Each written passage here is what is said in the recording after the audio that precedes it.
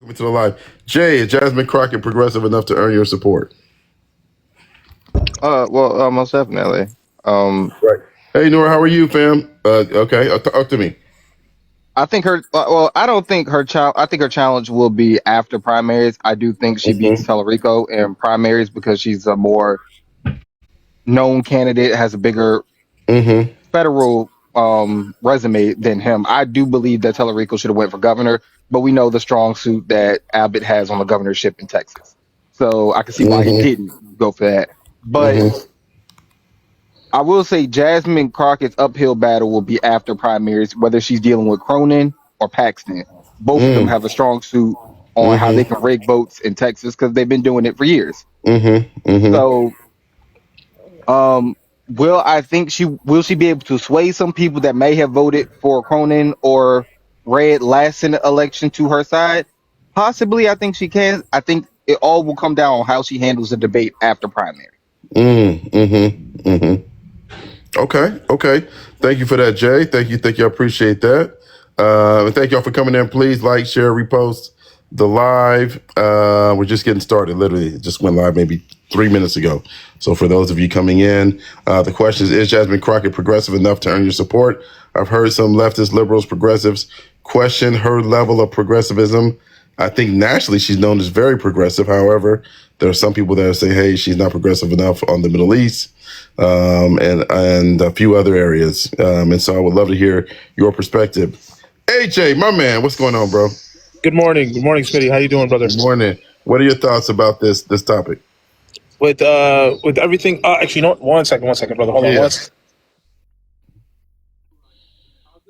And the thing is, I think she is progressive enough even when it comes to the Middle East because she's went against Democratic leadership Mm-hmm. Mm-hmm. on Mm-hmm. several times when it comes to the support of either Israel or how they handle countries in the Middle East. She's went up Mm-hmm. against Democratic leadership a multitude of times. I would even say it came back bitter in the ass when she ran for the oversight committee because they were just like, well, you shown that you can't fall in line with us, so why would you put you in leadership? Okay. So Okay. No, I appreciate that. I appreciate that, Jay. AJ, what do you think? Hey, Smitty, how are you, bro? How's everything, Good, man? good, good. How are you, man? A long time no see, man. How's everything? Yes. Good, good. How are you, bro? I'm good. I'm good. I really, I don't want to, because I'm ignorant to the subject matter. To be honest with Okay. you, I don't want to say I have an opinion or not. Just, I guess, in the grand scheme of things, I just really wish people, not even just for the sake of, what's going on overseas for foreign policy, but to help the people here in this country, man, and to recognize that the people here need them to get prioritized, not just our citizens here and the people who are obviously immigrating to this country need more of a priority than it is being actually focused on. Everything is now focused on everything else other than the priority of the citizens, and I think we need to just have people who are going to be elected have that as the priority, not the whole America first, behind that movement. I mean, something similar, but to actually focus on the citizens, if that makes sense. No, I hear you. I hear you. Okay. Okay. All right. All right. Let's go to Chuck. Chuck, is Jasmine Crockett progressive enough to earn your support? What do you think? And then we're gonna go to Michael. No, And we'll continue no. the discussion. I'm a liberal. I'm a liberal. I don't identify as a progressive, but yeah, I think as far as I'm concerned, she's a schnazi Oh, why do you think that? because she's a economic nationalist. Okay. Explain what that when you say that, what does that mean, and just talk me through that because I hear the words, but just explain what that Well, means. it's someone who believes that a central government, the federal government, has the power to tax and regulate the people internally. The people were supposed to own the means of production through local governments. So she's not wanting to restore power to the people. So she shows that she stands with the ruling class. I see what you're saying. Okay. Okay. All right. So you probably feel that she's too progressive then. Is that Well, yeah, I guess progressive, you call it nationalist. Yeah, I'm anti-nationalist. okay? Okay. Okay.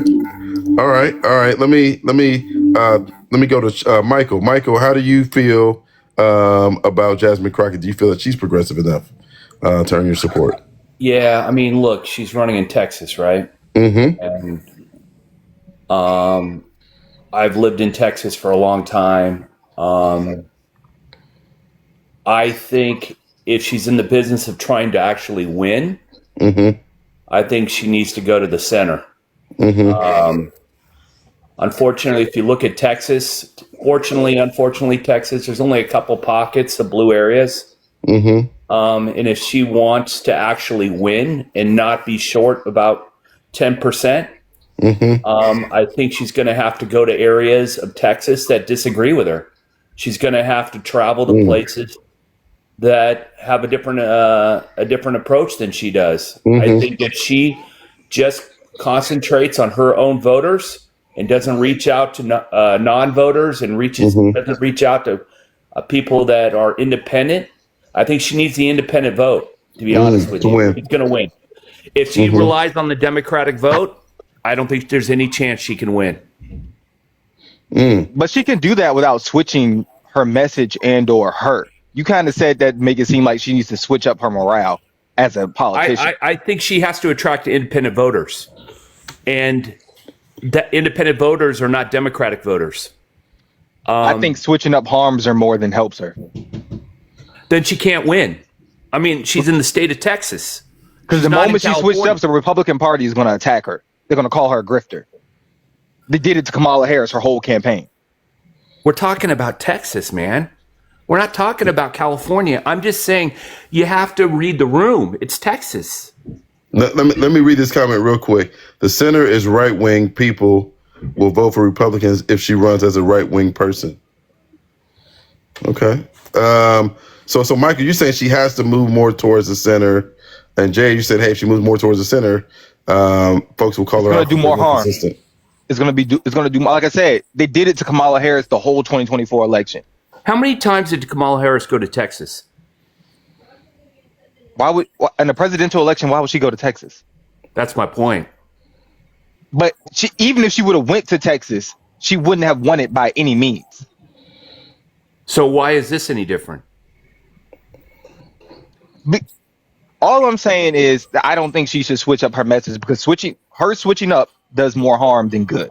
This is my point. Beto lost. Allred lost. The history of the Democratic Party in Texas is they will lose. So I'm saying try something different. What I'm saying is if they depend on their own voters, there aren't enough. But what happens if she switches up and then she alienates her base? What happens if she alienates her base by switching up? Her base is not big enough to win. But if she alienates her base, you will lose regardless by switching up. You would take that risk by switching up and losing your base. You desperately need to win. When you say lose the base, are you saying they're not going to vote at all? I'm saying, when do you think she should do this switch up? After primaries or now? No, what I'm asking you is if by saying she's going to lose the base, what does that mean in your eyes? Does that mean they won't vote? Let's say right now, as of right now, she starts this method of let's switch up. Let me appeal more to the right side, or let me go more centrist, right? Yeah. At that moment, we haven't even reached primaries right now, so we're talking about her, Tallarico, and I think 2 or 3 other people, right? If she does that right now, she begins to lose her base, and her base switches to Tallarico, and let's say Tallarico wins the primary. What did Crockett ultimately accomplish? So you're saying Tallarico? She got primaried out. Tallarico voters are the same as Crockett voters? I would argue they're not. I'm saying that it's closer than you think when it comes to a primary. I think she will edge out? Yes.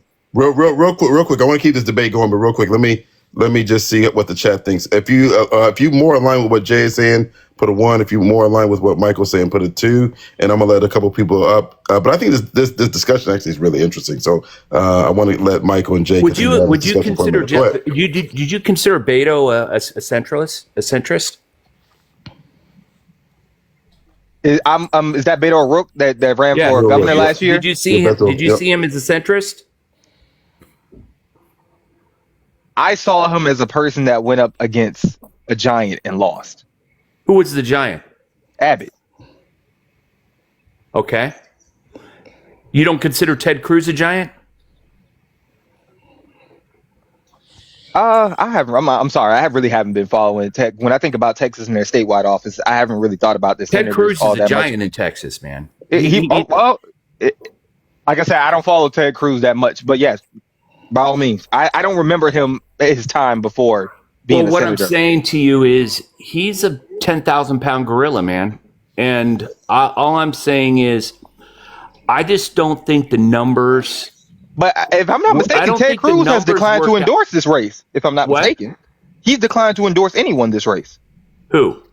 Ted Cruz. Yeah. Oh, really? So He's not even inclined. He's not even endorsing his incumbent. So real quick, Michael, it sounds like Mike, you said you're from Texas, right? No, I'm actually from California. But I thought you said you're from Texas. Are you from Texas, Jay? But I moved to Texas. No, I'm from New Jersey. Okay, I don't know why I thought one of y'all said you were from Texas. Okay, I moved to Texas. Then I guess my question is, I thought Ted Cruz was very polarizing in Texas, as opposed to someone who was more kind of not He's loved very by everybody. vocal. But I thought he was very like, if you love him, you really love him. If you don't like him, you really don't. He's like loved him. like how John Kennedy is loved in Louisiana because they have those one-liners and stuff like that he say, and it just gets with his people. He's loved like Gavin Newsom is loved in California. Okay, got it. Well, okay, that's interesting. Okay, let me bring in Sarcasm. Sarcasm, what do you think? Hey, good morning, host. Thank you for letting me up. Of course, absolutely. I mean, it's Jasmine Crockett. You know what I mean? I think that the reason why people on the right don't like her is because of the fact that she speaks out and she calls them out on their fuckery, if I can just be so blunt. She will call them out when they're wrong. She'll speak her mind, and she doesn't hold back from what she's saying. I mean, Texas literally has over 3 million Democratic voters, right? And I understand, like, yeah, she may need to reach some of the independents, and she may need to pull in some of the Republicans, but they have the biggest Democratic voter base in Texas. My thing about it is, with everything that the Republican Party has done, right, in just this short amount of time, they are going to want somebody that's going to speak out for them. Ted Cruz has literally blew it for the Republican Party for the state of Texas. So they are looking for a new voice. They're looking for somebody that's going to actually speak up. They're looking for somebody that's going to say, you know what? We need somebody that's going to work for us and not work for the corporations and work for the other people other than the state of Texas. So I think that she has a really good shot of winning just based on just that. But wasn't that Beto's message? I mean, my point is this. Beto went to every county in the state of Texas. You know how many counties there are in Texas? There's a lot. Okay, here's what I'll say. In Texas, for the first time in a long time, county in Texas, the Republican Party is wide open for Senate. They don't even have a front runner right now. The incumbent is facing serious challenges by the Attorney General, and then you got Wesley Hunt polling in third. What do you say? So they don't even have a clear front runner. So Ted Cruz is running. What are you talking about? Ted Cruz is not. Ted Cruz is not up for re-election. I thought it was somebody. I thought it was. It's John Cronin. It's John Cronin. John Cornyn. Cornyn. That's what I thought it was. It's not Ted. I was going to say Ted. That's why I said Ted Cruz has failed to endorse anybody. That's why it's a wide open race. I get it. Okay. Okay. So let me bring in Michael and Taylor and get Michael and Taylor's progressive. What do you think about Jasmine Crockett, Mike? I think I can guess it because I had you on before. But let me just ask, what do you think? On the Republican side, Cornyn's got a primary concern too. That black guy, I can't remember his name. No, it's not Hunt. It's Ken Paxton, the Attorney General. Wesley Hunt is trolling. There's another black guy running. I can't remember. Yes, Wesley Hunt. He's trolling in third. He's polling in third. Yeah. I don't know about Paxton, man. That guy's weird. Paxton is leading in second. The splits is 30, 24. 30, 29, and 24.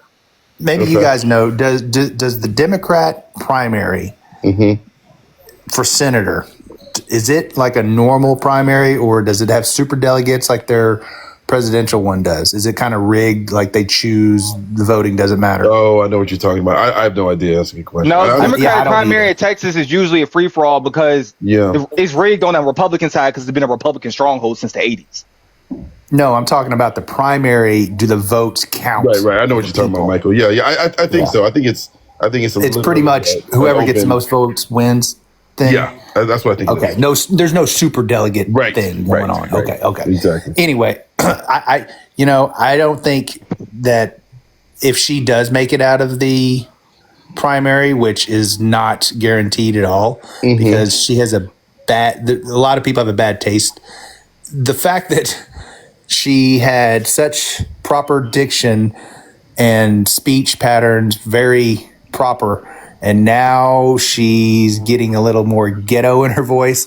It's so fake, it's so obvious what she's pandering to. People How around is here her do not ghetto like voice that fake? shit.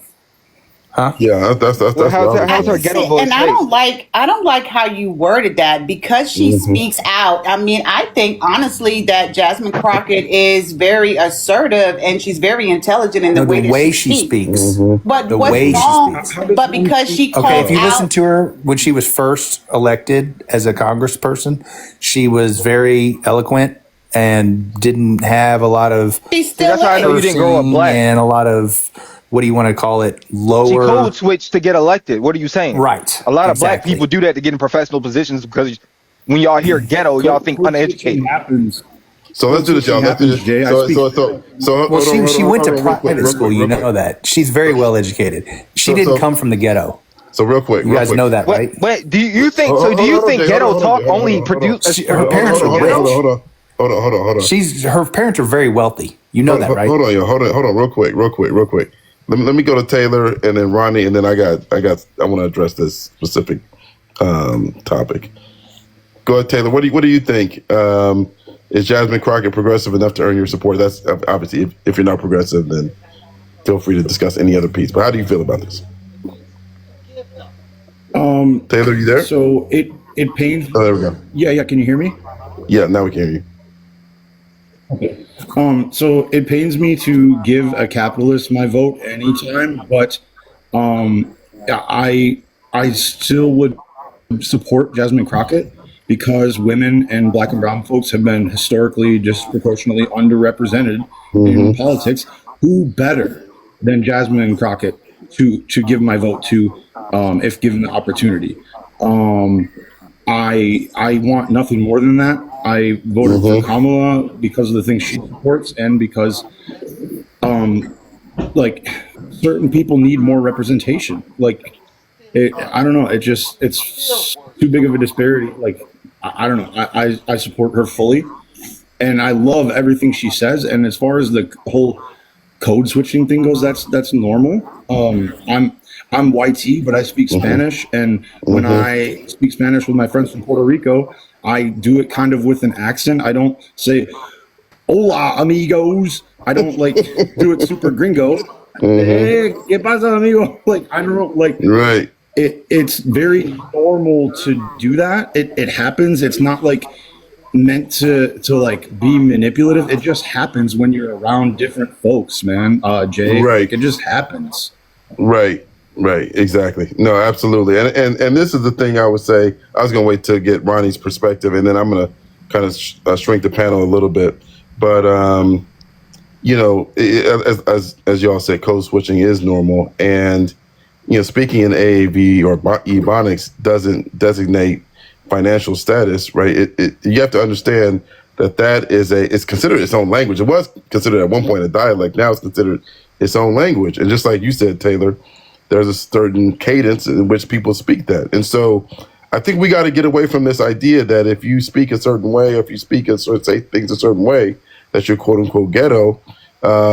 Because again, that would apply to a whole lot of different people. So, But host, where did that come from, though? Right? I mean, look at what the Republican Party has done. You have the so-called chief in command that literally talks down on any Democratic Senate, state legislative, or House member. You have the people that's up underneath him that's also talking about them the same way. You have CK who also bash black women. So this is starting to be a trend, right? When it relates to black women and how black women speak, how black women, use their voice because they're aggressive, because they say it the way that it is, then they become ghetto. They're not qualified. They're not this and not that. And this is becoming a trend within the Republican Party because of the fact that they don't have anything else to go after them with. So they go after the character. So let me take that to you, Michael. I don't know anybody that speaks more crazy than Donald Trump. I mean, right, but he's always. What do you think about that? But that's a good point. The inflection of his voice hasn't changed. She's become a caricature of herself, where she spoke like a normal human being. How so? Do you know Jasmine Crockett personally?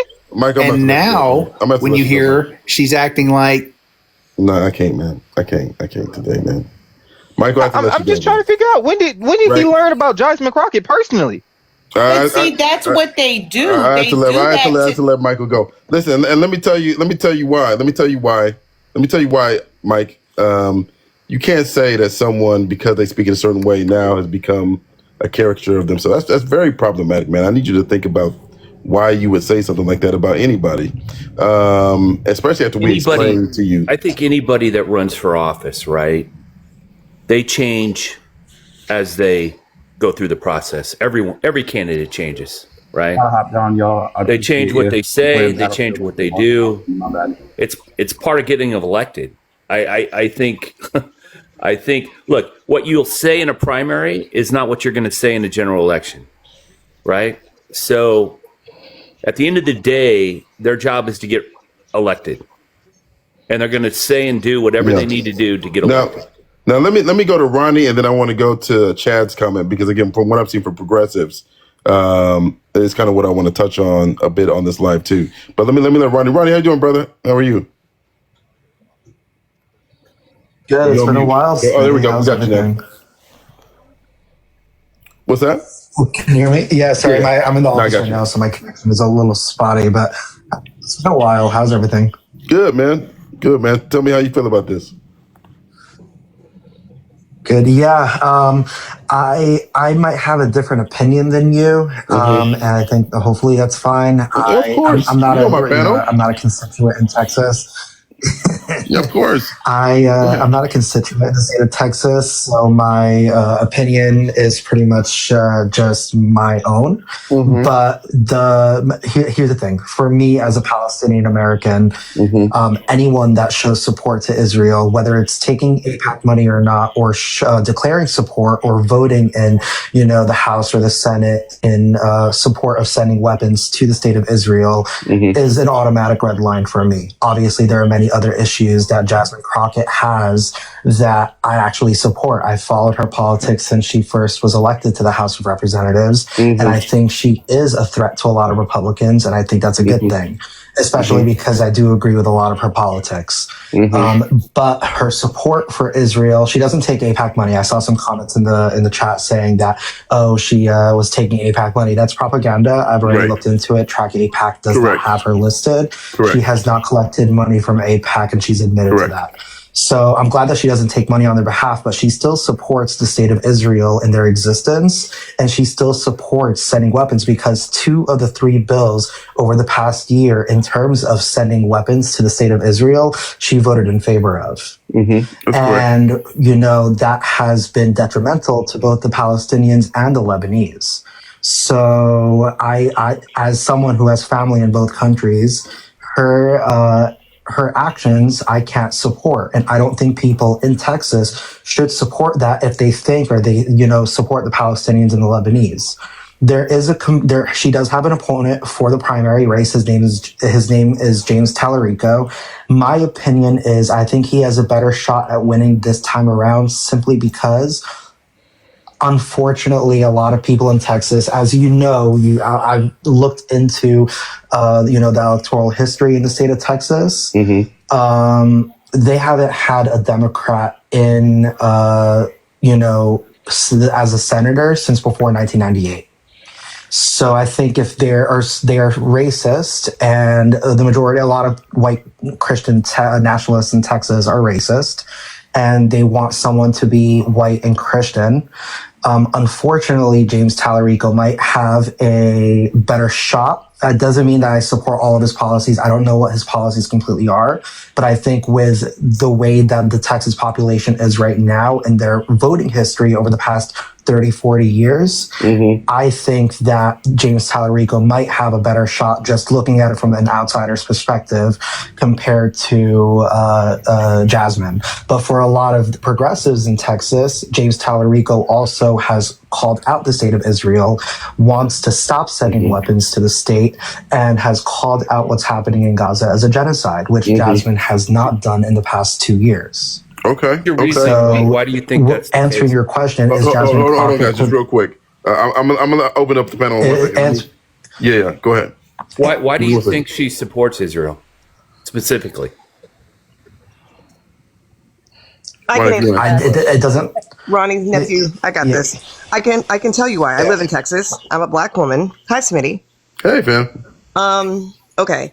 So if you, first of all, I love all the opinions here, and Ronnie is onto something, and I'd love to speak about James Tallarico. I live here. I can tell you the pulse on the ground here, and he's absolutely right. And Smitty, I text this to you, and I was like, listen, we can talk about this in a kind of like an anecdotal kind of way, but Texas is Texas, unfortunately. Texas is Texas, okay? It's lily white, it is conservative, and James Tallarico is making inroads on centrist right conservatives that other people have not been able to do.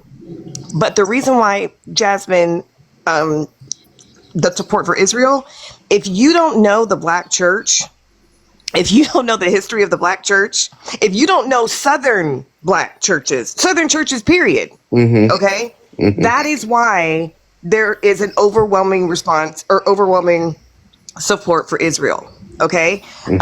You still have people, and we're working on it, us younger, Christians, more progressive Christians, we're working on our elders, trying to get them to understand, because they don't necessarily, this is not for them a political thing. They're not going, they're not looking at the politics. I'm telling you, they're looking at the fact that they've been told for centuries, okay, and especially since the 80s, that if you bless Israel, God will bless you, and if you curse Israel, God will curse you.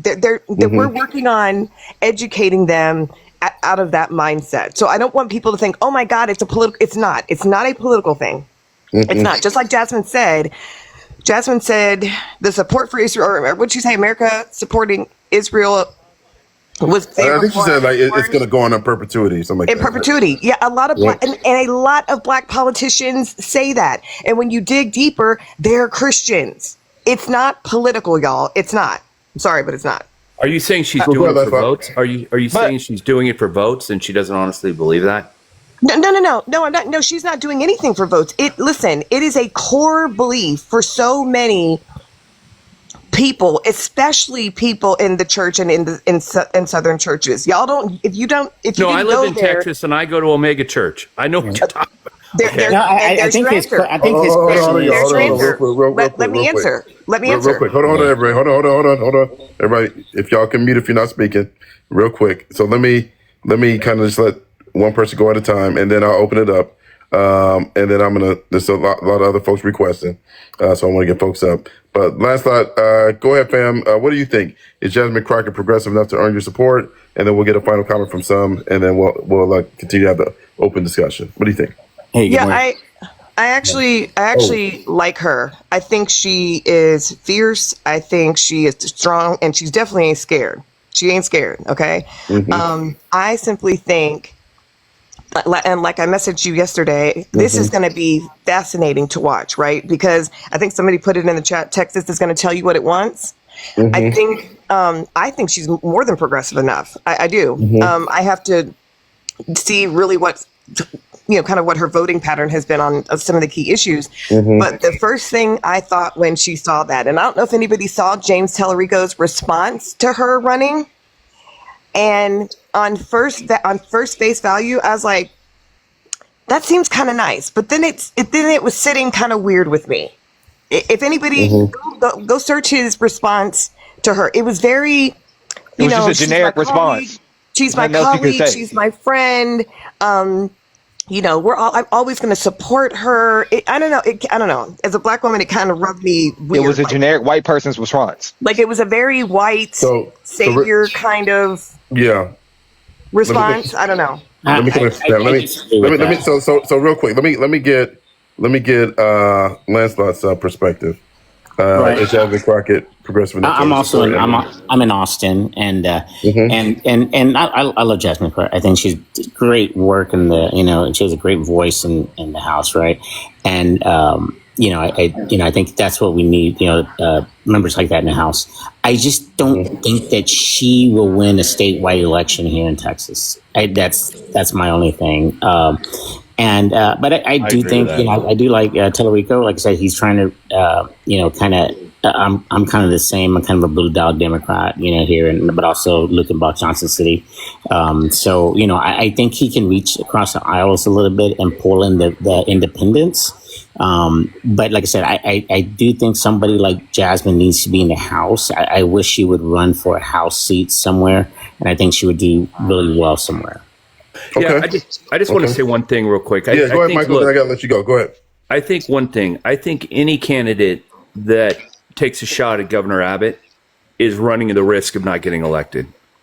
Unfortunately, I think a lot of people that vote Democrat sometimes also vote for Governor Abbott. Governor Abbott, fortunately, I don't care what you think, he'd get elected again today. And so I think any candidate takes shots at him. I don't think it helps. I don't think that helps their cause at the end of the day. Whoever that is. Are you in Texas, Michael? Yeah. You're in Texas? Yeah. North, Central, or South? I'm in Dallas-Fort Worth. There you go. No, there's a lot of people that are starting to gear up and can't stand Gergab. I would disagree with you on that. So are you saying that it's because I live in Dallas-Fort Worth, I have a different opinion? No, I'm saying you sound like a white male. You go to a mega church. You live in Dallas, one of the wealthiest portions of Texas. As we all know, Texas is huge. Lance and I live in Central Texas. Sash is in the comments. She's in Southeast. All the politics are different. The demographics are different. It's no shade toward you or anything. I'm just saying that sometimes when we get in our bubbles in Texas, especially when it comes to politics, we think we have the pulse on something. And I'm saying that there's a lot of people. I'm sure you're referring to her calling him Hot Wheels and things like that. There's a lot of people that are really, really getting tired of Greg Abbott, kissing the ring of Donald Trump in Texas.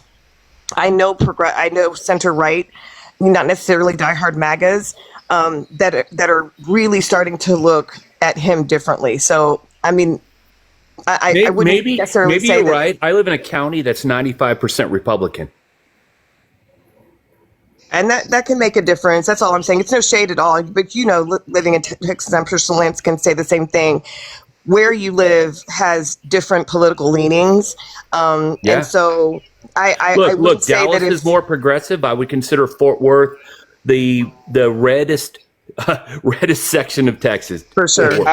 Well, I have a quick question for the Texans because I haven't kept up with the governorship of Texas because I always thought Abbott had a stronghold. Is he facing any type of opposition within his party and or from the Democratic Party in this upcoming election? Because I haven't heard it. I thought it was term limit. No, there's no term limit in Texas. There's no term limit in Texas. Approval ratings right now here. So he has low approval ratings, but at the end of the day, does he face any opposition? Is what I'm asking. If Matthew McConaughey, he had like a thing here. People were having talk about him running for governor. He would win. Because I'm looking at declared candidates, and they look like all weak people. No offense. So real quick, he'd run as an independent. He wouldn't run as any party. He'd run independent. Right, he'd run as independent, but he would still win. I mean, he has very progressive views on a lot of things, right? But yeah. So all right, so Michael and Jay, gotta let both of y'all go. Thank y'all for coming up. Appreciate the conversation, man. I thought y'all had a good back and forth there for a minute. I really enjoyed that. So please come back next time, y'all. Appreciate both of y'all. Thank you so much. Okay, yeah, absolutely. Yeah. Thank you, Michael and Jay. Appreciate both of y'all. Thanks. All right, we're gonna let both of you guys go, and let's go. Who else did I let somebody else go by accident? Let me go to sarcasm. Sarcasm. What do you think about what you've heard so far on the panel? I think I somebody I mean, let go on accident. for me, right, I agree with, I don't live in Texas, of course. I live in North Carolina, right? But you follow, the people that are in your party. I am a Democrat, have been a Democrat since I've been able to vote. Okay. I agree with what Nichelle says, but I also wanted to just add just a little bit, right? When we look at the history of Jasmine Crockett, right, and who Jasmine Crockett is, right? She's known for her fiery rhetoric. She's a lawyer, so we know that she has that legal analysis. She can read through the bullshit, she can see through it, and she's going to call it out for what it is. We know that she always fights for civil liberties of others, racial injustices, and she always advocates for higher education, right? And I think that those things are going to work for her because she's for the people. She's not for the corporation. She's not for the rich. She's for the people that get up and go to work every day, like you and I do. And she's going to fight for the people in Texas. And this is why I really do think that the people in Texas are going to vote for her for senator. Even though I understand that there's a way that she speaks that, they don't like. They always want you to be upright up and, talk a certain kind of way. But nobody was saying that when Marjorie Taylor Greene was acting all ghetto in Senate hearings, right? Nobody was saying that about her when she was talking while Joe Biden was talking and calling out certain things that, to me, that she has no decorum, right? But then they also say that about Jasmine Crockett, and they do that because it's racist to say that about a black woman versus to say it about a white woman, right? And so 100%. This is why I think that Jasmine Crockett, that she's going to take the reins on this, and I think that the people in Texas are going to vote her in for senator. That's just my take on it.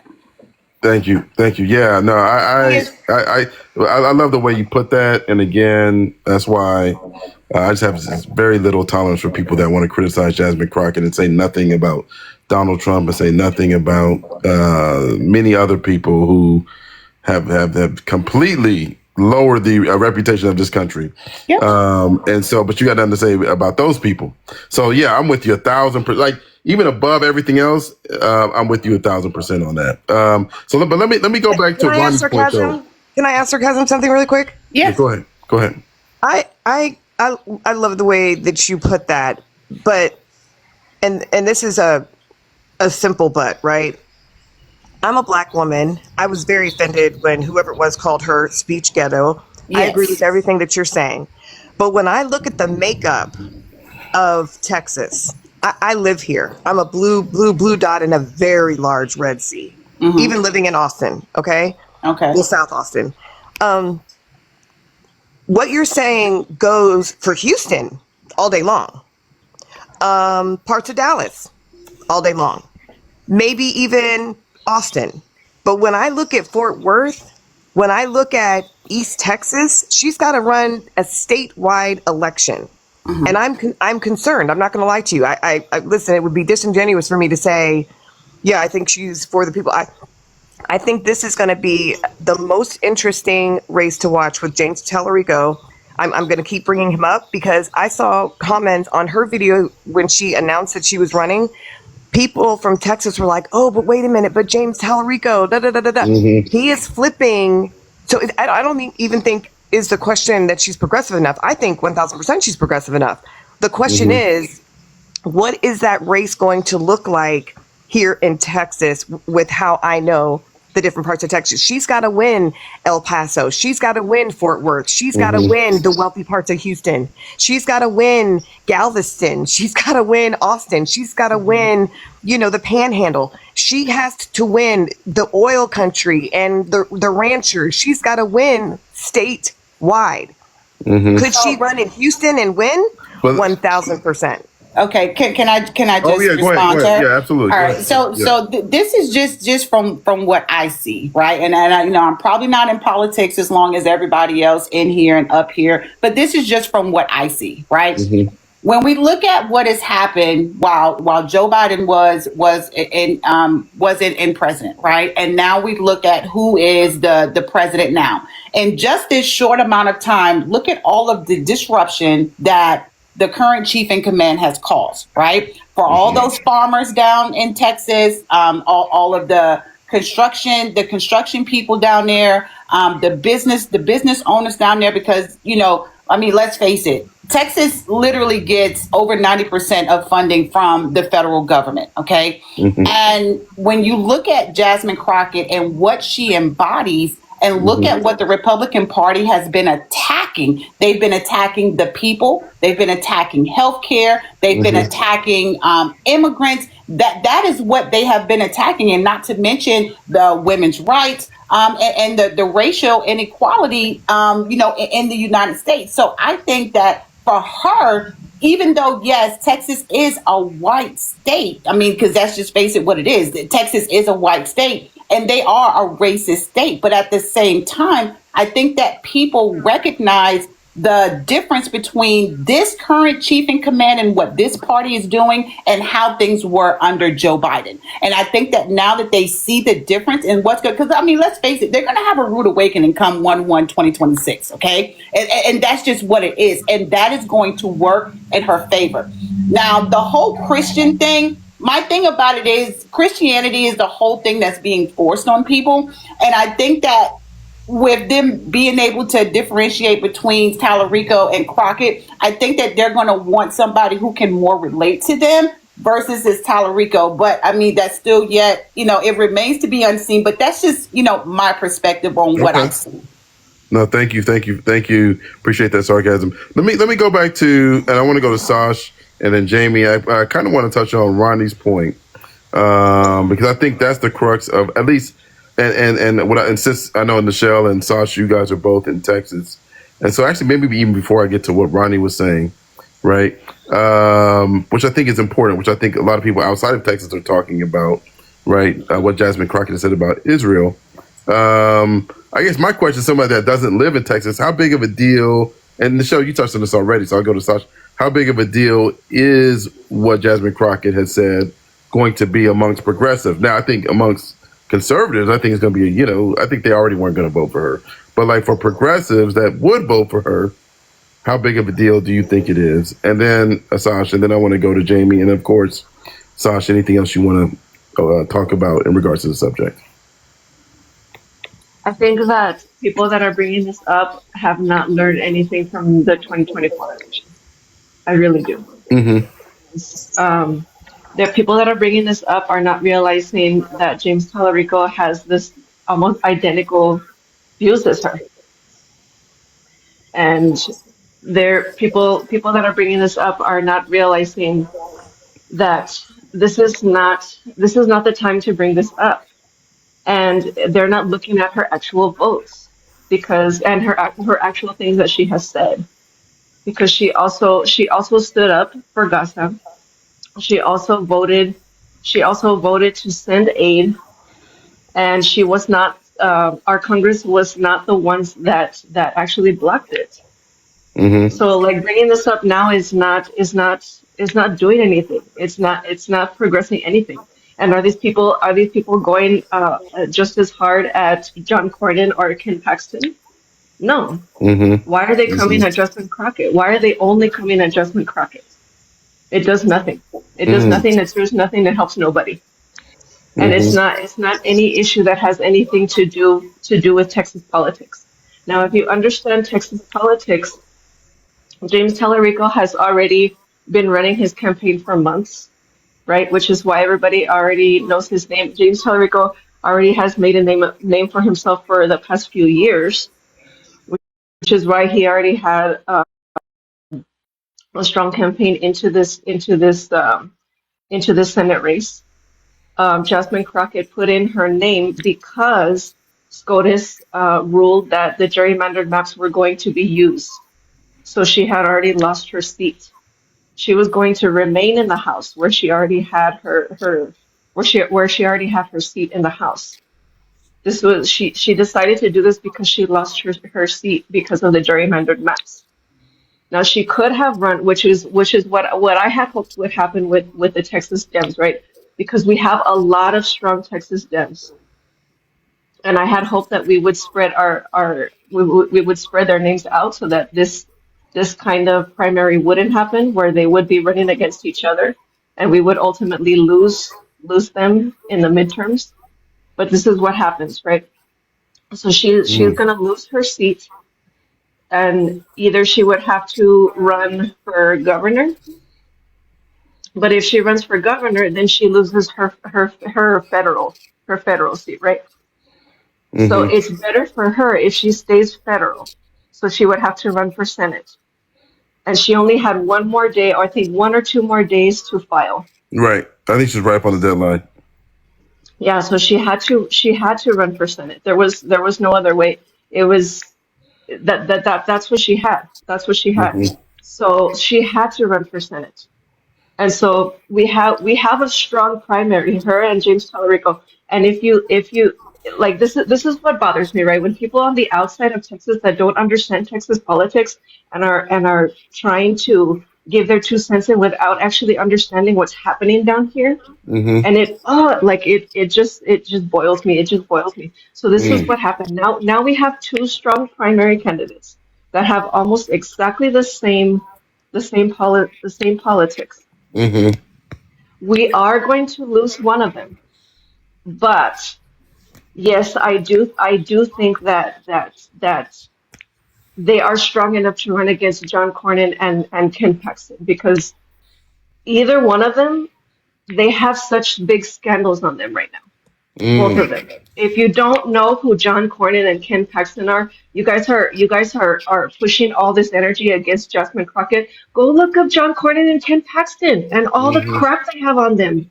I Oh remember my talking about Ken gosh. Paxton back, last year, fam, when we had those, or was it 2 years ago? All the crazy stuff Yes. he Oh was my doing. God. If you're Yeah. so if you're so pressed about what's going on in Texas, go look up John Cornyn and Ken Paxton and all their donors and all their scandals that they have going on. Yeah, he got massive scandals. Yes, that's true. So I'm just saying, and Jasmine Crockett does have a chance at getting. Well, they both do. They both do, because I've met them both, and they are both very genuine people. Mm-hmm. I've had the privilege of meeting them both.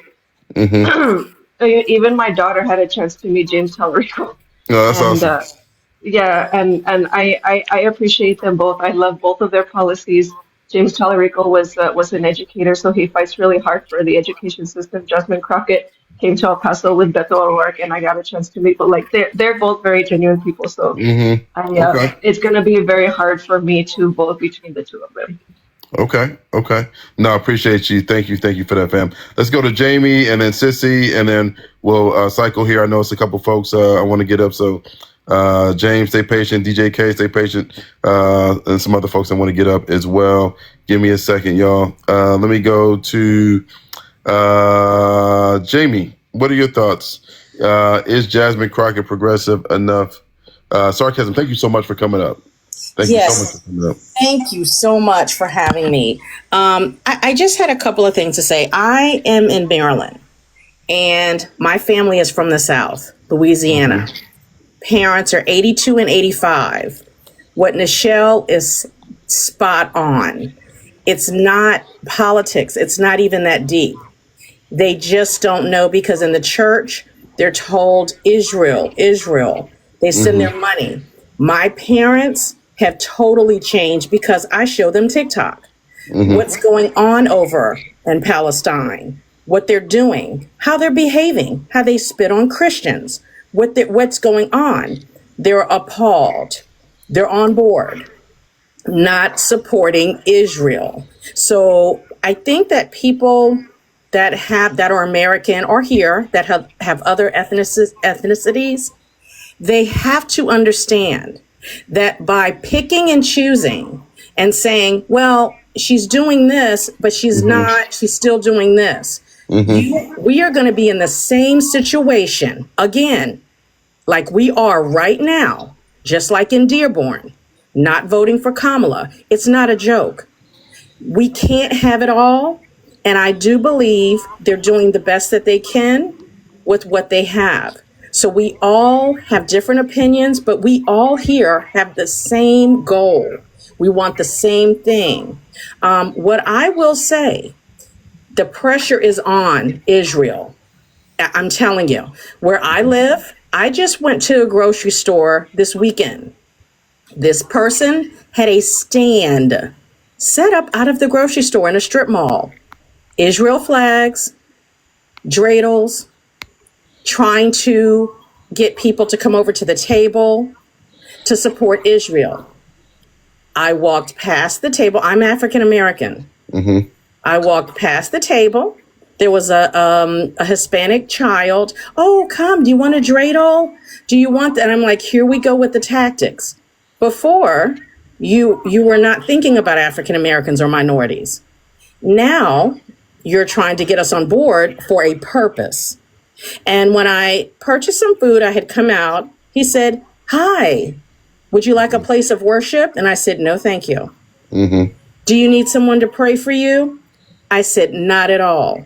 And listen, I love everybody, but that is a trap. I don't care what anybody says. The pressure is on. People are waking up. So I think that if you just give people a chance to understand, and we need to reach out to people and educate them, this is what is going on. We have been lied to. Okay. We've been lied to. But I really appreciate what you're doing.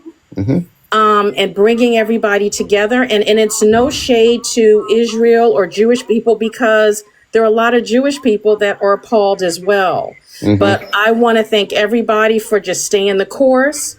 We're going to get there. And I really appreciate everything that you're doing. No, thank you, Jamie. And that was, I enjoyed your comment. No, thank you for that. Appreciate that.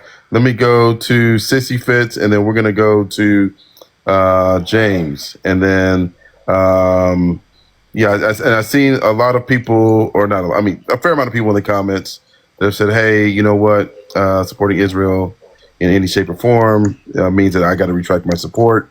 And then other folks who are kind of more in line with what Jamie said. Let's do Sissy Fitz, and then let's go to Ronnie, because Ronnie's got to lie. Gotta leave. Sorry, man. Gotta leave. I was reading what East LA said and said that. So absolutely. Let me go to Sissy Fitz and Ronnie. Ronnie, you know how I feel about you, bro. All right, let's go. Sissy Fitz, what's your thoughts?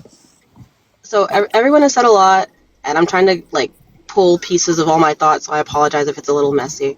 I want to caveat this by saying that whichever one of them wins the primary, I think they're significantly better than John Cornyn and Kim Paxton. I think this is an upgrade for Texas either way. I've lived in Texas my whole life, and it's really the trenches down here. But I think that for a lot of people, this has kind of become not a litmus test per se, but I think that people are just kind of disconnecting about why this is so important. Okay. I'm not a Democrat. I consider myself a socialist, but I vote Democrat here in Texas because, that's what you do in Texas. But I think that for a lot of people, they're not understanding why it is important to care about Israel and how it ties back to everyone's politics. Greg Abbott sends billions of tax dollars from Texas alone to Israel every single year. And our infrastructure is shit. We don't have bad weather warnings down here. Our electrical grid is shot every single year. It kills people. So I think that all of these things are kind of interconnected with each other.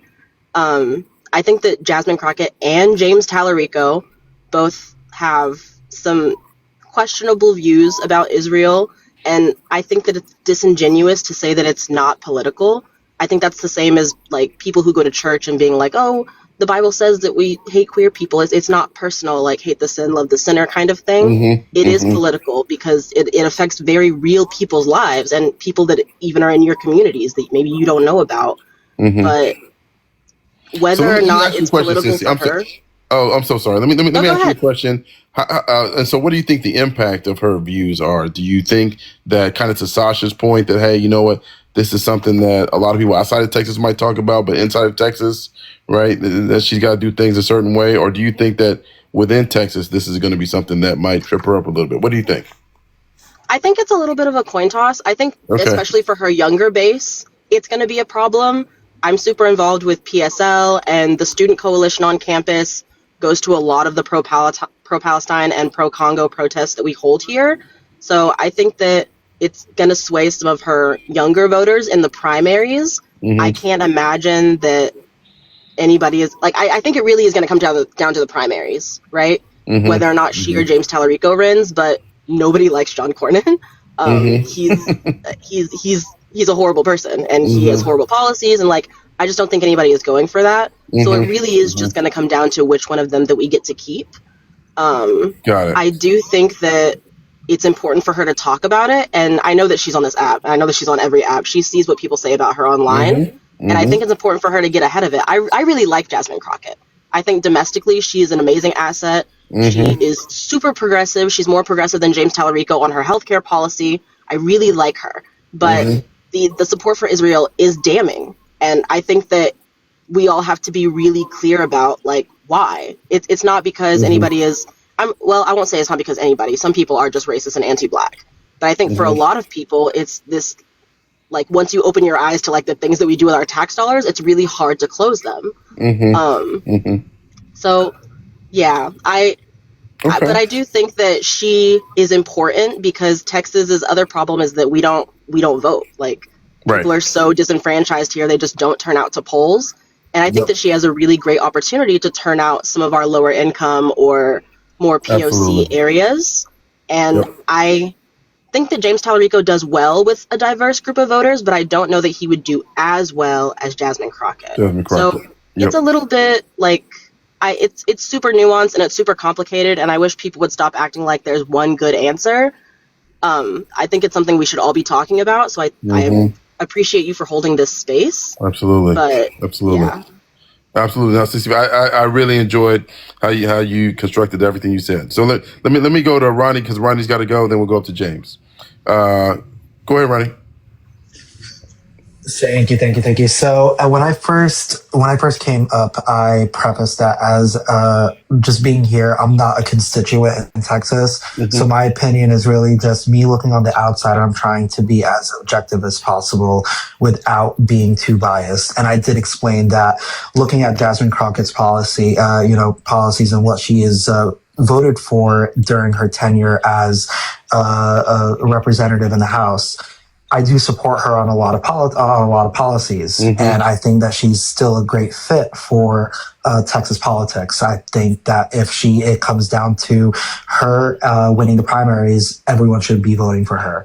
But for me, as being a Palestinian American, there is a growing Palestinian population in Texas. I believe Texas has the 4th largest or 5th largest Palestinian population in the United States, especially growing in the Dallas-Fort Worth area and in the Houston area. In order to be more progressive, she has to follow policies that come in line with Palestinian human rights. And if that means stop supporting Israel, regardless of whether she's doing it from a religious perspective or not, I'm not going back to 2024 politics. I'm following what happened in the New York City mayoral race last month. And how Mamdani won. The Democratic Party needs to start shifting focus, started going into 2026. Gaza, Palestine, Israel is now a key factor in what determines how Democrats are going to win. So a lot of Americans, a lot of people in the Democratic Party need to start focusing on that and addressing those issues. And I understand that Texas is not New York. I know that for a fact. But if we're going to push progressive policies, Palestine, Israel has to be one of those issues. And that's why I brought it up specifically because as a Palestinian American, that is a key issue when I'm voting for a Democrat. But I'm not going to count all the other policies out. If it comes down to, someone that's pro-Israel but a Democrat and a Republican who is going to harm human rights, I'm going to vote for the Democrat. That's how I've always voted. But it's still a huge issue for a lot of Americans, not just Palestinians, but for a lot of Americans, especially those that are people of color and minorities. That's why I brought it up. But I do have to drop. I'm in the office and I have to get back to work. Yeah, brother. No. Appreciate you coming up, man. As always, you know that. Let me go to James, and I think Sash, you want to say something. Let me go to James real quick. Get his first comment. Then I'm gonna drop down to Sash. And we got Erica in the house. What's going on, Erica? And thank all of y'all for coming in. I really appreciate it. We're trying to have a respectful discussion about something that I see talking about a lot. Jabber, yes, absolutely. Give me 1 second. I'll get you up here in 1 second. Let me just hear what James has got to say. And yes, we'll get you up in 1 second. With you, brother, I'd love to hear your opinion on this, man. Good morning, and it's good to see you all. Let me say this without any uncertainty. Black women in this world, like Jasmine Crockett, don't have to do exactly what you want them to in order to be voted for. There are causes and issues impacting everyday Americans that, quite frankly, the material conditions are not going to be better because you emotionally extort people. This election, if this past election did not teach anything, then it should have taught us all that there was never the same wing or different wings on the same bird or different side of the same coin. I think that we regularly see this, her voting position and her commentary about Israel. And while we need to do something with Israel and what they have done in Gaza, we also need to be quite mindful that the person on the other side has done significantly more. And it might not feel good to hear. I am not a one-issue voter. And I am going to just say that point blank, period, end of sentence. I am not a one-issue voter. I think that there is something to be said about how, with Kamala and with Jasmine, the first argument is, their position on Israel. I want to hear what their position on the Black community and what is going on in the Black community is. I want to hear their position on healthcare in this country. And while I hear that there are things that need to be fixed in our international diplomacy, I want to invite people to recognize and think very critically about the position and posture that we are put in by having people that are not interested in us at all, which is why we now have doubling premiums and insurance, etc. I'm not going back to last year. I refuse to. I'm not going to be emotionally extorted by people. Black women in this world don't have to be perfect to get your vote. And I think that has been the moniker that has been applied several times when I could get up here and talk about James Tallarico and his support of Israel and things he said and done. It became an issue when Jasmine got in the race. And I think it is a symptom of a much larger issue that expects Black women like Kamala Harris or Jasmine Crockett to fix the problems that were created by their white counterparts. So go talk to your elected officials that are white and tell them to go and undo what they've created. So let me ask you a question, and then I want to go to Smart Sister and then Jabber. Let me ask you a question for those that say, hey, Kamala should have been stronger on the Israel-Palestine G side, and she should have come out and said, that she was for an arms embargo, for instance, or whatever it may be. And, I don't hear Jasmine Crockett doing that. And yes, I can acknowledge that, maybe she's getting unfair criticism, of course, but that's just a red line for me. What do you think about that? Like, what do you think about those that, say that in the comments? And then I want to let Smart Sister come in. Which particular say the thing that you say that they're saying against? That this can't be brushed off as just a foreign policy issue, that this issue, because of what's happened in Gaza, has just gone too far for me to ignore it and treat it as just another issue. What do you think about that? The word I would go to is nuance. There's a lack of nuance. There is an attempt to control the language of people. She has been on record supporting a ceasefire. The vote that people talked about, there were 3 back-to-back. She voted against the first 2. She voted for the last because there was humanitarian aid as part of the package. She said it in an interview. In this season, I'm not expecting perfection from people. I'm expecting people that can have a nuanced conversation and get us out of the doldrums that I feel like we're in right now. It is a very dark time, I think, in this country to exist and to live. For my Latino brothers and sisters, some of that drum beating that told people not to vote for Kamala led us to where we are right now. And the material conditions of no one were made better by it. So while I am a big believer that we need to change our foreign policy on Israel, that we need to make AIPAC become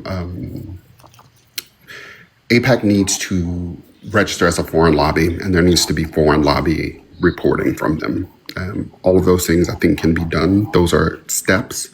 The one thing when we have this conversation that Smitty and I'll land is that I think that we neglect to say is a plan forward. And I think that there are things that we can ask for our elected officials to do. Those are not words. They're not like, I want you to say exactly what I want you to say. And it's more, I want you to support legislation to make AIPAC register as a foreign lobby organization. I want you to XYZ, right? Those things are material things that can happen that will have a net positive impact. The genocide that they have done in Palestine over the last 2 years is absolutely disgusting and despicable. But I think there are people that, even when folks say that and have a nuanced conversation, are being called, on one hand, anti-Semitic, and on the other hand, G-side supporters. And I am exhausted by it, and I have no more energy for it. No, thank you. Thank you for that, fam. Let me go Smart Sister, then Nichelle, then Jabber. Smart Sister, hey, fam, what do you think? Is Jasmine Crockett progressive enough for you to earn your support, or does Jasmine Crockett earn your support? Either way. Well, I'm not in Texas, so it ain't gonna matter. But the bottom line is, my advisor in college was George Reedy, who was the press secretary for Lyndon B. Johnson. Okay. So I really learned a lot. The one thing he said in terms of politics, whoever gets control of the question of the day, that's who's going to win. We've seen that. We don't like a lot of stuff, that the Republicans have done or whatever, but the one thing they seem to have a good way of doing is getting control of the question.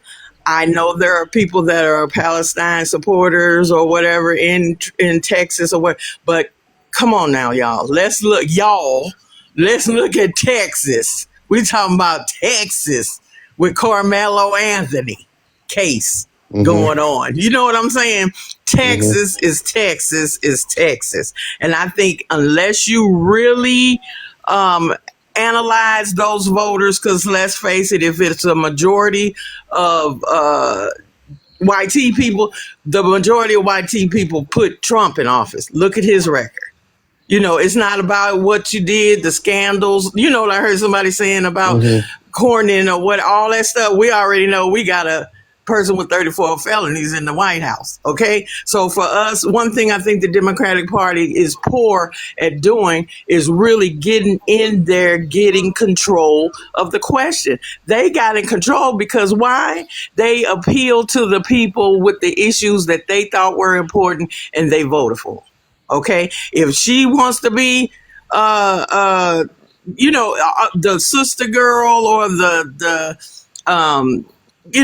performative stuff isn't going to cut it at all. You see, they went for and basically got her to lose her seat. They're always working behind the scenes while we sleep. So to me, the Democratic Party is going to have to truly get in Texas and find out and figure out what the question is. What is the question that people really want answered to vote, and then go from there. Because that's the only way you're going to win. That's the why Democrats, I think, are losing, because they, we get into the performative stuff and we talk about all the stuff, but what are the exact policies? That's what James said. What are the exact policies? What are the exact things that you're going to do that's going to make my life better? And if you don't do that, all the pie in the sky and the lofty stuff is not going to get you elected.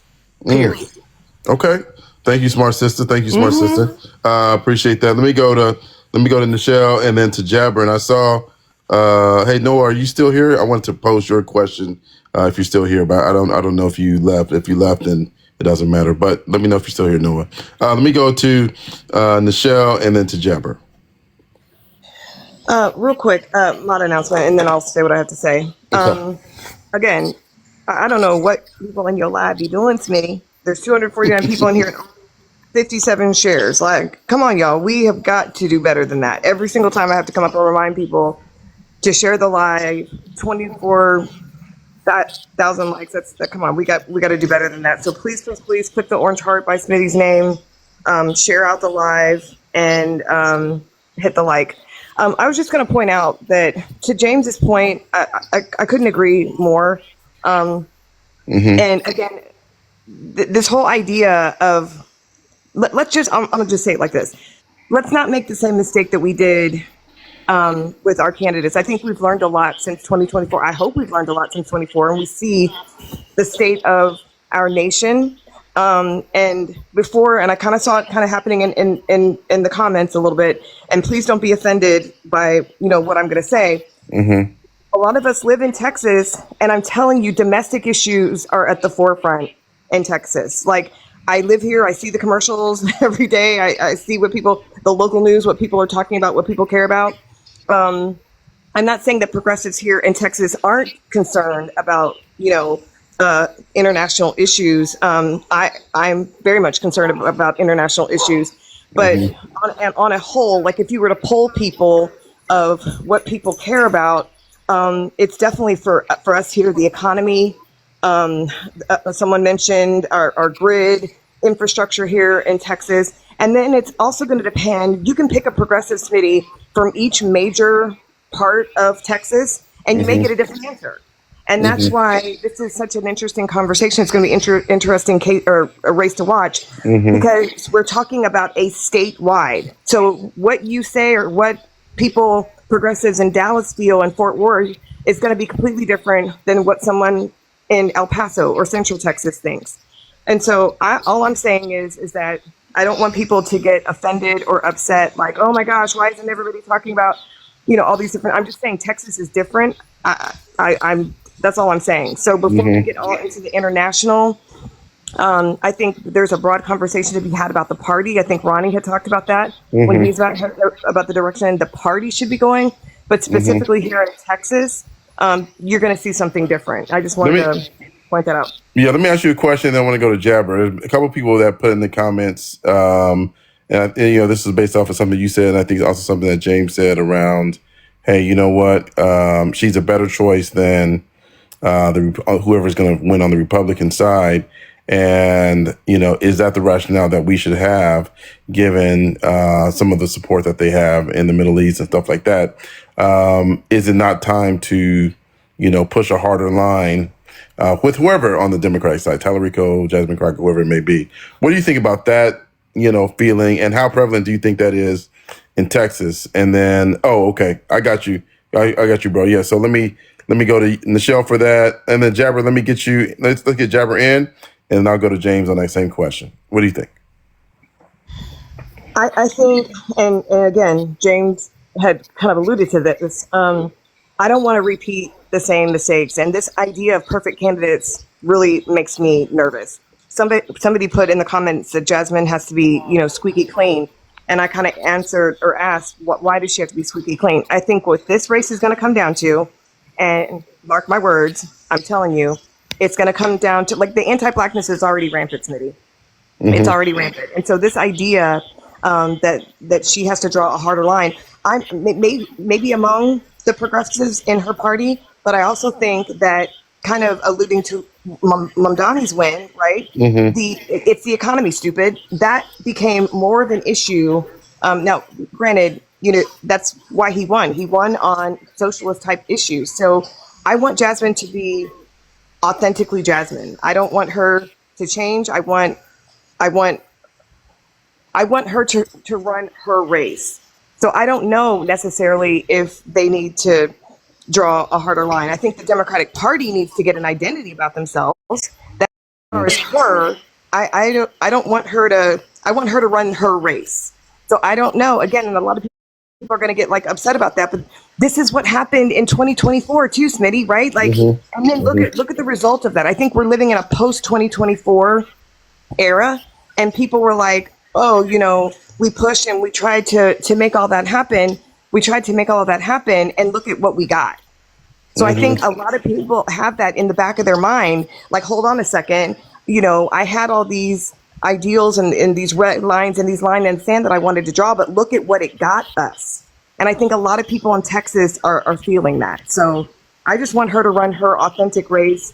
Like I said, with if you know James Tallarico and put her up against him, it is a very distinct difference. And you're already starting to see the anti-blackness and the misogynoir coming out right now. So I don't want that to cloud and get people, caught up on that. I just hope they run a good, clean race and, may the best candidate win. Okay. No, thank you for that, fam. We'll go Jabber, and I think a lot of folks want to weigh in on this issue that I just asked, right? About the kind of the hard line on support for Israel in the Middle East. So we'll let Jabber get a opening comment, and then we'll let the rest of the panelists weigh in on that question. And again, if there's parts of this that y'all want me to steer the panel to talk about, please let me know. Y'all know I'll try to read as many of the comments as possible. But let's do this before Jabber gets started. If you feel like Jasmine Crockett's policies are in line with yours and you're willing to support her, whether or not you're in Texas or not, put a 1. If you're like, hey, no, some of her policies are, I just can't do it, put a 2. I just want to see where the chat is. Jabber, welcome, my friend. What are your thoughts? Hey, how are you? Well, first of all, I was so thrown when Smart Sister said that her advisor was George Reedy, because I totally want to have a conversation about that. I mean, that is fascinating. If any of you have ever read LBJ's biography by Robert Caro, George Reedy's a very, very, very prominent character in that. So I think, I'm not in Texas, but I have a lot of thoughts and I don't want to ramble, so I'm trying to be efficient here. I think to hold Jasmine Crockett, a black woman who has gotten to where she is, and is part of a system, a very vast system that requires allegiance to the state of Israel. I think to hold her responsible for Palestine is foolhardy and just downright narrow-minded and ridiculous. Number 2, it is a Senate-wide race. I think the Texans can talk about this even more, but I live in California. It is impossible to understand the vastness of this state that I live in now. And I think it's impossible for people outside of Texas to understand the vastness of and the breadth, right, of Texas politics and the overall population. So to expect people to be, within a couple of years in this kind of political climate that has been building for a number of years, to expect them to just pivot and put all their focus on Israel and Palestine. And I'm an anti-Zionist Jew. You see my my profile pic here, and I consider myself, as much as I can be, have been way before this, an anti-racist researcher and activist and reader. Absolutely. So my whole thing is you just can't put that kind of responsibility on her. And I guess the final thing I'll say for the moment, because I'm, of course, feeling my ADHD kicking in, is when a politician runs for office, okay, politicians live in 3 different realities. There's different strata, right? There's the individual, then there's the system into which they are, entering, right, and have to operate. And then there's what they came in with that they wanted, and then there's the institution, and then there's the actual realities of their office and what they have to do, and their responsibilities to everything else but the few national things or international things that we're paying attention to. Jasmine Crockett, every congressperson has a whole slew of responsibilities that reach far beyond what is put in front of our face or what we choose to feed ourselves in our algorithm. So, you just can't all of a sudden, due to saliency bias, throw something in front of someone 100 times and then be like, that's the thing that you should be focusing on, and then blame them if they don't. And sorry, there's one more thing I want to say, and I want to ask the Texas people. Yeah, go ahead. I think we talk about voters and we talk about, who voted for who, and we look in hindsight, we count up the votes, and yet there's also this parallel universe where they are passing voter suppression laws every single year. And if you look, just from 2013 to 2023, something like, and I have an article on it, a piece on it, that 200 voter suppression laws. And in states like Texas, those are part of omnibus bills. Now, I haven't researched all of that and looked into it. Maybe Nichelle or somebody else can speak to this, but those omnibus bills, what are those voter restrictions? You can count votes all you want, okay? But if before the vote even happens, you are restricting thousands and thousands and hundreds of thousands of votes, then I feel like we're sometimes arguing about the wrong thing, because you're blaming people for not voting, and yet there's a reason why states pass voter restriction laws, voter suppression laws, so that people can't vote. And who are those people? And if Ted Cruz, after that omnibus bill was passed in 2021, Ted Cruz was the only senator that has run for Senate, I'm wondering, how have they fixed, and Ken Paxton, hello, how have they fixed the system so that they don't have to necessarily rely on those particular districts or those particular votes? I yield the floor. Thank you, Jabber. And always, man, very thought provoking. I appreciate you, brother, man. And if y'all don't follow Jabber and the work that he's done in regards to what he's learned about the Black community, I tell you, it's very impressive. So I appreciate you, man. Let me go to James, and again, the question I have for Nichelle: how do you feel again for those who are coming in about people saying that, hey, support for Israel should be a red line? It's not just a single issue. You can't just push it to the side, in regards to Jasmine Crockett or any candidate you would support on the Democratic side. Go ahead, fam. What are your thoughts? Yeah, so I'm trying to be polite today. The word you used was respectful. Mm-hmm. Black folks don't owe y'all nothing. We like literally at the start of this, there are many of the creators here. There are Black politicians, etc., that have tried to operate from a place of compassion. And on one hand, we were called anti-Semitic, and on the other hand, we were called G-side supporters. Mm-hmm. Here's the thing: you can be critical and also have nuance. And I have spoken out against the G-side in Palestine, but I'm not going to put the weight of figuring that out on the shoulders of Jasmine Crockett. It's just not a thing. Like I'm not putting it on her shoulders. And moreover, for those of you that are trying to lecture folks here, I don't see people talking about the 60,000 people, and thank you, Covey, for reminding me, the 60,000 people that were unalived in Sudan, in Al Fashur, okay? There are things going on around the globe. They are complex. If they were easy, we would have solved them already. But, Smitty, as I hear this conversation, I keep coming back to the same thing in my mind. The people that I hear complaining are the same people that have not put forth candidates that they support, that have not worked to get the perfect, ideal candidate in their book elected. They did it in New York. They were able to get Mamdani elected. Instead of just being a harbinger of doom and talking shit about every single individual, particularly Black women, why don't you do the hard work to get somebody elected that you like? And that's not what's happening. What's happening is, in the case of both Kamala and Jasmine, misogynoir. It is on its face that. It is not a critical conversation that includes nuance, that understands the historical record, that puts blame at the feet of people that created the system that we operated in. No. What we instead do is lay at the feet of two black women,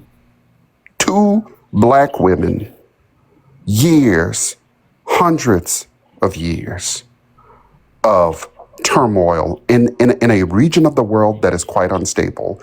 Guess what? She nor the other individuals that you are trying to emotionally extort to saying exactly what you want owe you that. Everybody, including Jasmine Crockett, has said that the G-side in Palestine is bad. But you all are knocking on the wrong doors. Go on over and talk to the Secretary of State. Go and engage that critical conversation. Under under the law, he has the right to restrict weapons, but you all aren't interested in that. You're just interested at yelling and getting clickbait off a black woman. So excuse me when I say this, Smitty, but I have no more tolerance. And I am no longer entertaining people that try to emotionally extort me into a position with a lack of nuance. All right. Thank you, James. Let me go to Noah real quick. Noah, the new panelist. I want to get Noah.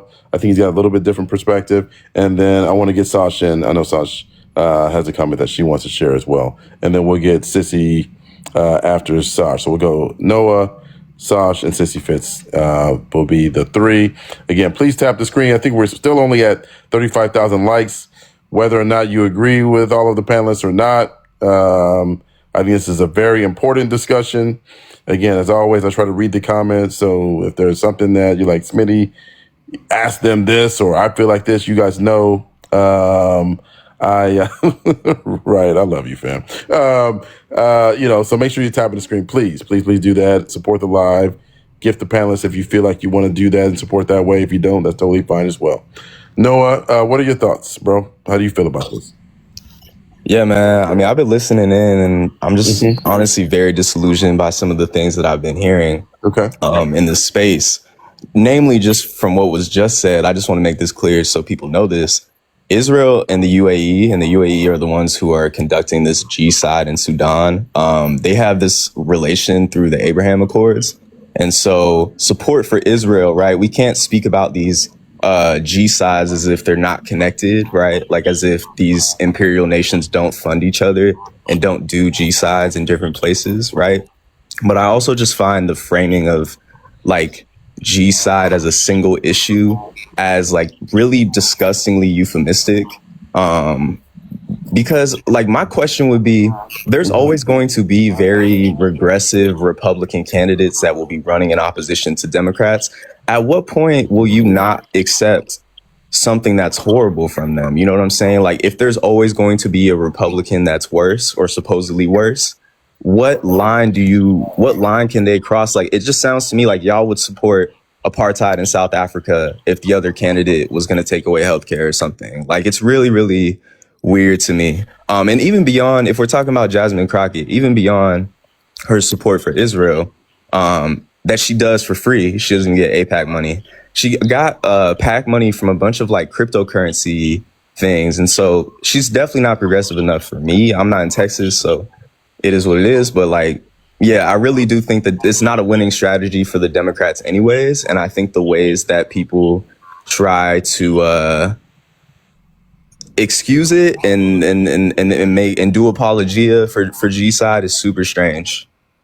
Okay. Hey, let me go. Saj, give me 1 second. I'm so sorry, fam. Do you mind if I let James respond to this? Are you good with that? Yeah, that's fine.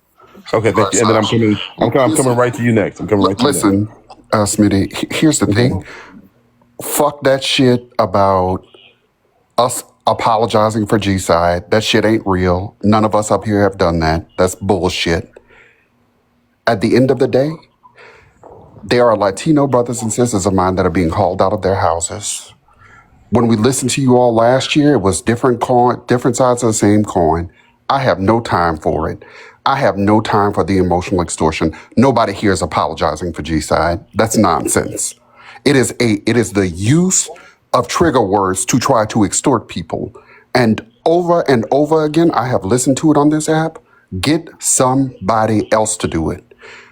Insofar as I'm concerned, the material conditions of people in this country and others are worse by the election of Donald Trump. In this particular race, there is no perfect choice. Stop trying to sell people on the idea and go and elect candidates that can actually do something. I don't think that Jasmine Crockett has said, I support the G-side, or that what Israel is doing is okay. I've not heard that from her once. What disgusts me, again, is the lack of nuance and the fallacy of logics that people will use to try to get you to a point of believing that unless you subscribe to their individual view, that you are somehow supportive of a G-side. As a person, and I've said this before, with a Sudanese parent, I am not going to let people emotionally extort me into a position that I disagree with. Nobody up here is a G-side apologist. Fuck that shit and fuck people that keep saying it. That's some nonsense, and people need to start moving on when they hear that sort of manipulation. So is supporting a genocide and saying that wanting someone to not support a genocide is not perfect? I'm just trying to make sense of that. To me, that's not a very coherent thing to say. Like, perfection to me would be like, I cooked this egg and it was like a little bit too overdone. Perfection isn't like, I want to send billions to Israel. You feel me? But that's not the only thing she does, Noah. Hold on one second, Jab. I think the response was to me. Hold on one second. Yeah. Let's let James come in. I do want to let Sasha get in. But go ahead. Yeah. So your lack of nuance is not my issue. Like, your inability to engage in a nuanced conversation means nothing to me. Her voting for a bill, there were 3 bills. Her voting for a bill that gave aid to Gaza, when she did not vote for the first 2, is called what we call in this country compromise. And I would remind everybody who was in power in both instances where that vote was taken. At the end of the day, there is no good choice in this moment. And we have to contend with the fact that there is no good choice. Nuance eludes the people that continue to say, but there's a you don't think that we know that? You don't think that we are speaking out against that? On the one hand, you have John Cornyn, and on the other, you have James Tallarico and Jasmine Crockett. The fact of the matter is, your candidate isn't on the ballot. So if you're not going to vote, then don't. That's okay. However, the lack of nuance, and listen, Noah, you could say the word genocide over and over and over again until you pass out, my friend. I am not interested in the emotional extortion that you all engage in. There's no perfect candidate. We are going to have to do what we have to do. You have to have leverage, and right now, coming up here and calling a panel full of people G-side apologists is wrong as 2 left shoes. Okay, let me let Sasha come in. Go ahead, Sasha. Yeah, again, like this coming and calling, a G side, saying that Jasmine is supporting the G side is just ridiculous. And again, we're talking about Texas here. We're talking about Texas, and we're not talking about what's going on in Texas. When you're not thinking about who's suffering in the state of Texas. When there's women that are unaliving in childbirth because they took away all the AB laws, which is something that both Jasmine and Tallarico are trying to support. When there's immigrants in detention centers that are unaliving, most of the immigrants that are going to these sea camps, they come to the ones that are in Texas. All the immigrants that are unaliving at the border and that have unalived from femicide, they come to the ones that are the borders that are in Texas. The people that are unaliving in the jails, most of them are unaliving at the ones that are in Texas. Children that are losing their funding for their meals in schools, that are losing the funding because they're going to voucher scams. That's happening in Texas, and that's something that both James and Jasmine are fighting for. Mm-hmm. And the fact that you're not coming at it for the Republicans is crazy. That you're only coming at it for Jasmine and not for Tallarico is crazy. The fact that you're not coming at John Cornyn, who was the senator that actually voted to fund Israel, and he's the one that said the battle is between good and evil. He called the Palestinians the Teists, and they said that he's not at all protecting Palestinians, but you're coming only for Jasmine Crockett is crazy to me. Again, Talking to me?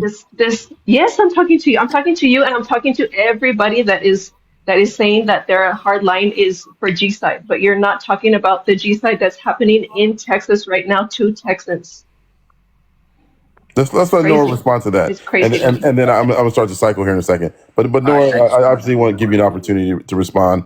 And then I think it was Sissy Fitz after you. So Go ahead. What would you respond? Yeah, I mean, I appreciate it. I think it's weird to like presume somebody's politics, because I would certainly condemn what you're speaking to, just like I would condemn people who are supporting G side. You know what I'm saying? Like, I think it's easy to do that. I think what this exposes for me, and unfortunately, I don't think this is something that is easily understood by people who are very committed to like liberalism and bourgeois electoralism. But to me, it exposes the sort of futility of electoral politics. If we have to make certain concessions like this, and to me, and I'm gonna be clear, I keep saying G side not to elicit some type of emotional response, but to call it what it is, and to say this is the thing that we're talking about, and this is the thing that we're using different language to actually obscure, that I find really, really dangerous and disingenuous. So I'm not just coming for Jasmine Crockett. Jasmine Crockett isn't even the most like staunch Israel supporter on the Democratic Party. Y'all were talking about Israel when I came in, and I just wanted to correct some of the language around it, because I think all this desire for nuance when we're talking about more children being unalived since World War II, it's like we lost the plot at some point, in my opinion. Yeah, but electoral politics in general. I'm just saying it quick. Hold on, Jebber. Okay. This is a conversation that I was having with him. If I could just respond, please, because the topic is Texas. The topic is Jasmine Crockett and Texas.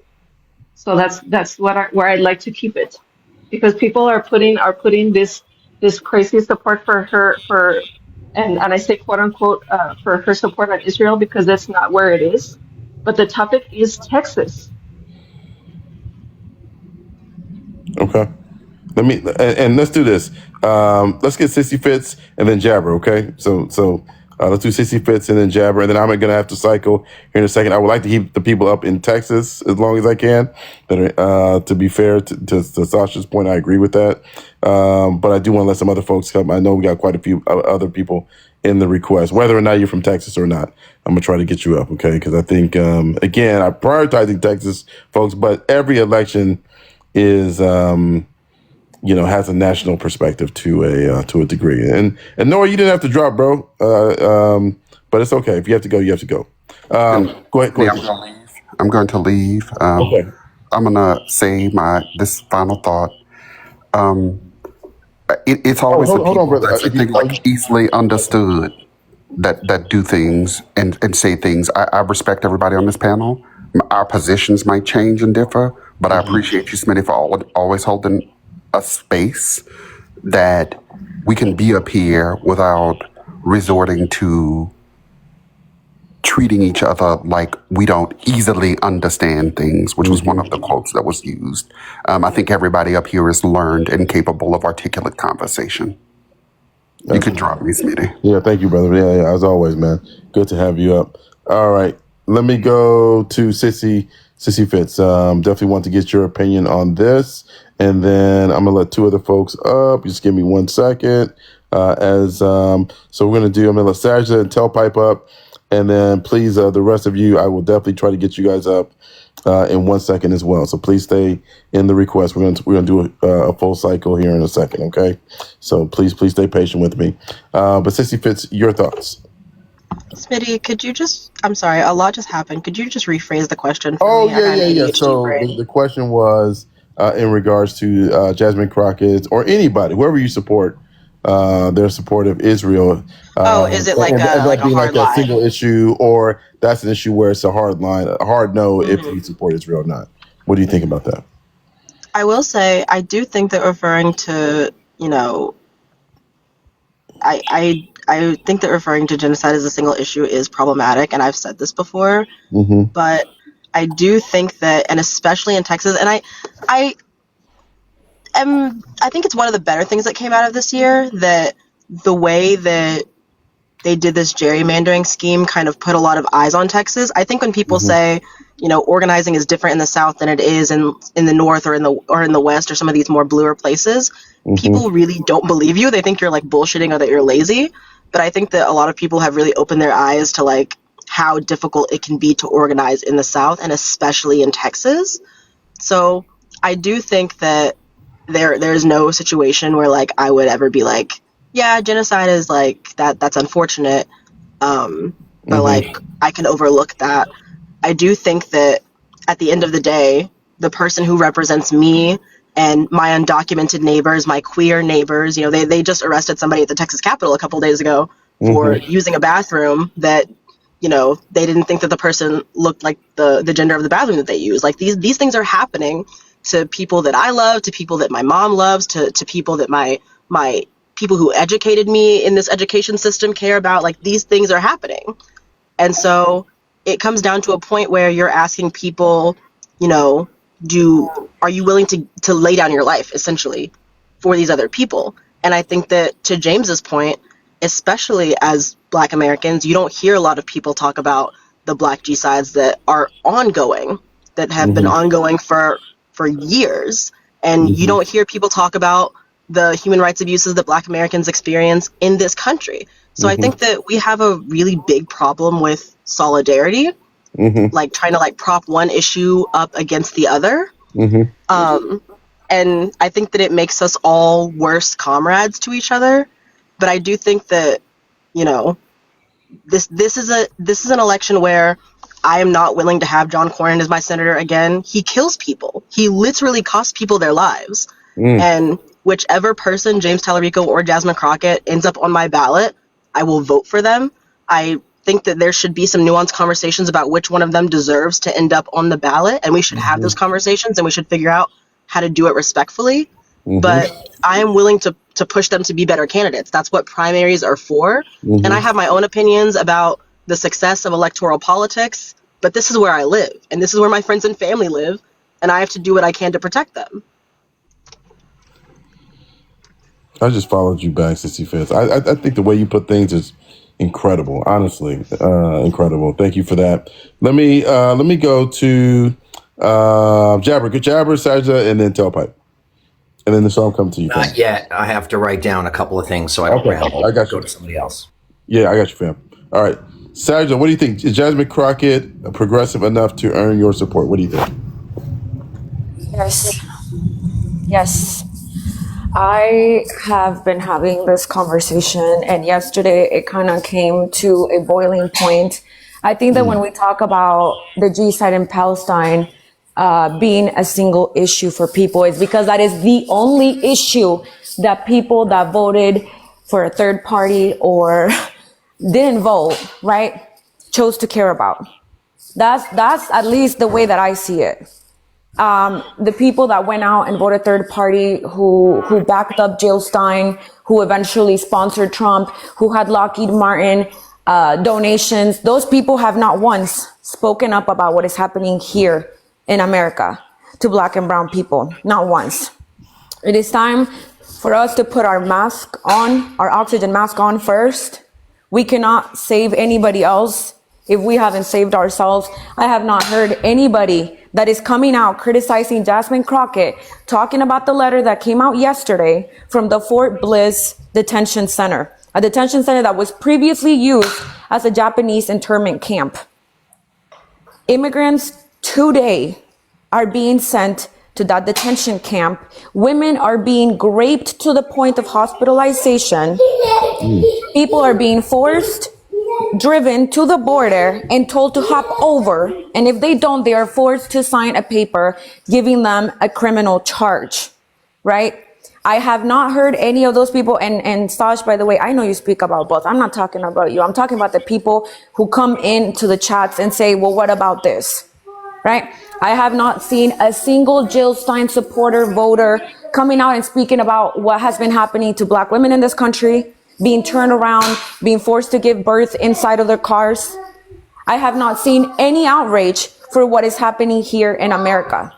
If you are claiming you know so much about G-side, then you would know that there is a G-side of Black people here in America, because one of the conditions, right, one of the classifications is implementing methods to prevent births within a community, within a racial group, right? Right. So that's the part that I'm not gonna have them Kamala Harris her. I will not. This is not the time to try to get a perfect, everybody has to be perfect. I have not once heard people criticize any other person's laugh, lipstick, eyelashes, hair, other than when it comes to a Black woman. Y'all must not have shit to worry about if you're worried about somebody's fucking lashes. And lastly, if you think that you can do it better than Jasmine, then go fucking run. Go do it better than her. Go speak out about all things. Go do it better than her, but go do it. In the meantime, if you're not gonna vote for her, this is just how I feel about it. I don't want criticism. Okay. All right. Thank you for that, fam. Let me go to Tailpipe. Tailpipe, hope you're doing well, brother. What are your thoughts on Jasmine Crockett? Will she earn your support? No, she won't. I'm looking at her voting record here. I pulled it up on the Open Secrets, and so just for people to get context, right? So she has voted against certain appropriations for funding Israel. In 2023, she specifically did. All right. However, in one of the key votes that she placed for the appropriations for funding to Israel, it was also the part within that bill contained the forced sale of TikTok in addition to that. And she voted for it. Okay? Understanding and knowing the ramifications of that. And Smitty, I think that you can understand this because we both have children, right? Mm-hmm. If I was, let's just assume for a second that I had a essay conviction for children back in the 90s, right? But I've never had anything go wrong ever again. Would you still leave your kids with me to babysit? Not a chance in hell, right? Not a chance in hell. In this situation, and again, I don't berate anybody for deciding to vote for her, despite I understand you want to pick the lesser of two evils, and I understand that there's no such thing as a perfect candidate. I'm not expecting a perfect candidate. I would be willing to take all the other negative things, but this one issue with Palestine, that's the number one issue for me. And the reason that it's the number one issue for me, because a lot of you guys don't have the experience to understand it. It is methodical. It is methodically, like, it is the most punitive level of punishment that these people have been facing. And for anybody to vote, and it's irrespective of her. I don't care who you are. If you decide to vote for any type of appropriations or funding for the state of Israel, I'm opposed to you, point blank, period. I just got off the phone a little while ago with somebody who has decided, and I won't get ahead of him, but you guys will be seeing it probably in a couple of weeks, that he's going to be running, a major social media star that cut his bones during this Palestine thing. Okay, he's going to be running. He lives in Texas. So if we centralize it back to Texas, one of the reasons that it absolutely matters how she votes at an international level is because that money can be used in Texas, and it's not.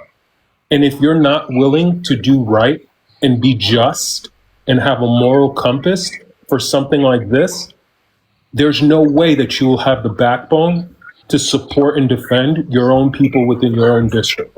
That's just my opinion. Okay. All right. Let me go. Aside, you want to do a real quick response, and I want to go in the show. Yeah, I feel like this is exactly the problem that we're having. If you've seen me on this app, I've been advocating for Palestine for 2 years. It's not something that I haven't felt empathy for, right? It is something I deeply care about.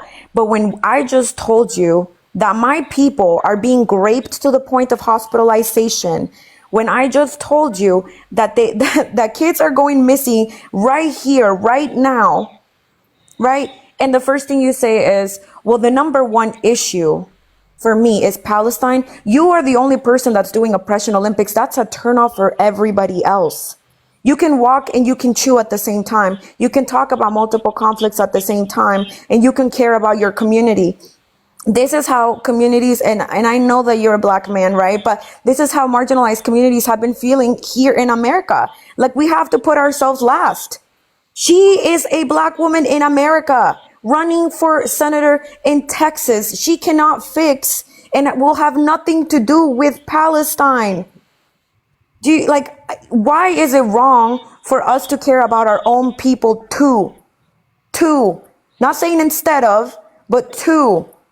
It gets tiring to hear people say that the number one issue is somebody else. When I just told you, I can sit here and tell you that what is happening in these detention centers is similar to what has been happening in Palestine, right? Because I've drawn that correlation. But you just said it's the number one issue. I'm not. Let's let Tailpipe get in on this, and then Michelle. So I'm not disagreeing. I'm not disagreeing or diminishing what you're saying. I agree with it. And again, I'm saying this as a lifelong Republican, that now it's no longer left or right paradigm, for me at least. I'm not. I want to be clear. I'm not disagreeing with you. I would not vote for her. Instead of voting for her, what is another logical option? And I think that there is another logical option, and it sucks that I can't say it right now, but you'll find out in a couple of weeks who that logical option is, and everybody will make their choice. But looking at how things play out and just using your own words into the situation, if you were to try to extrapolate this mathematically, let's just look. You're right. She is a Black woman running in the state of Texas. She's already behind the curve, right? What will end up happening to her will be the exact same thing that happened with Kamala Harris. People will not come out and vote for her. They would rather deal with the devil that they know than deal with somebody like her who's not willing to take a stand for this critical issue of Palestine. And I agree with you. What's happening here at home, I can't worry about my next door neighbor. I have to put my mask on. I agree with you with these things. Unfortunately, the media landscape and the way that things have been the last 48 months or 2 years has been nothing but children being blown up by bombs. And I don't disagree with you with what's going on in the prison system that's in Texas. I'm not disagreeing with you. We're literally sending people to swamps. Like I just don't disagree with you. I'm just looking at the reality of the situation. She is going to be climbing behind a massive 8-ball because there's no possible way, because of her positions that she has taken. She has not been, it's not like she's been a staunch supporter of Israel. I don't think that that's the case at all. She has made her statements where she said that she's against certain things. In this case, people are not, and again, I'm speaking in general, people are not willing to have somebody who's sitting on the fence, somebody who's 50-50. You're either going to be fully on my side fighting or you're not. And if you're not, I'm not voting for you. That's how it's playing out. Okay. Let me let Nichelle weigh in. But again, I want to do another poll. I'm ready in a little bit. Okay. After Nichelle is fine. But yeah. Okay. Yeah. Let me go to. Yeah, I'll go to you, Jabber, after Nichelle. Absolutely, we got you. If you think that Jasmine Crockett's support or whatever her level of support is for Israel is a red line, put a 1. If you disagree with that, you're going to support Jasmine Crockett, put a 2. I want to see where the chat is right now. We got more people in here. Then we'll go to Nichelle, then Jabber. Tailpipe, listen, I can appreciate your opinion. I think it's wrong. I think it shows that if people are going to go down that line of thinking, they have not learned the lessons from the 2024 election. I live here in Texas. Remind me, do you live here? I lived in Texas at one point. Oh, okay. Not now. Okay. Just curious.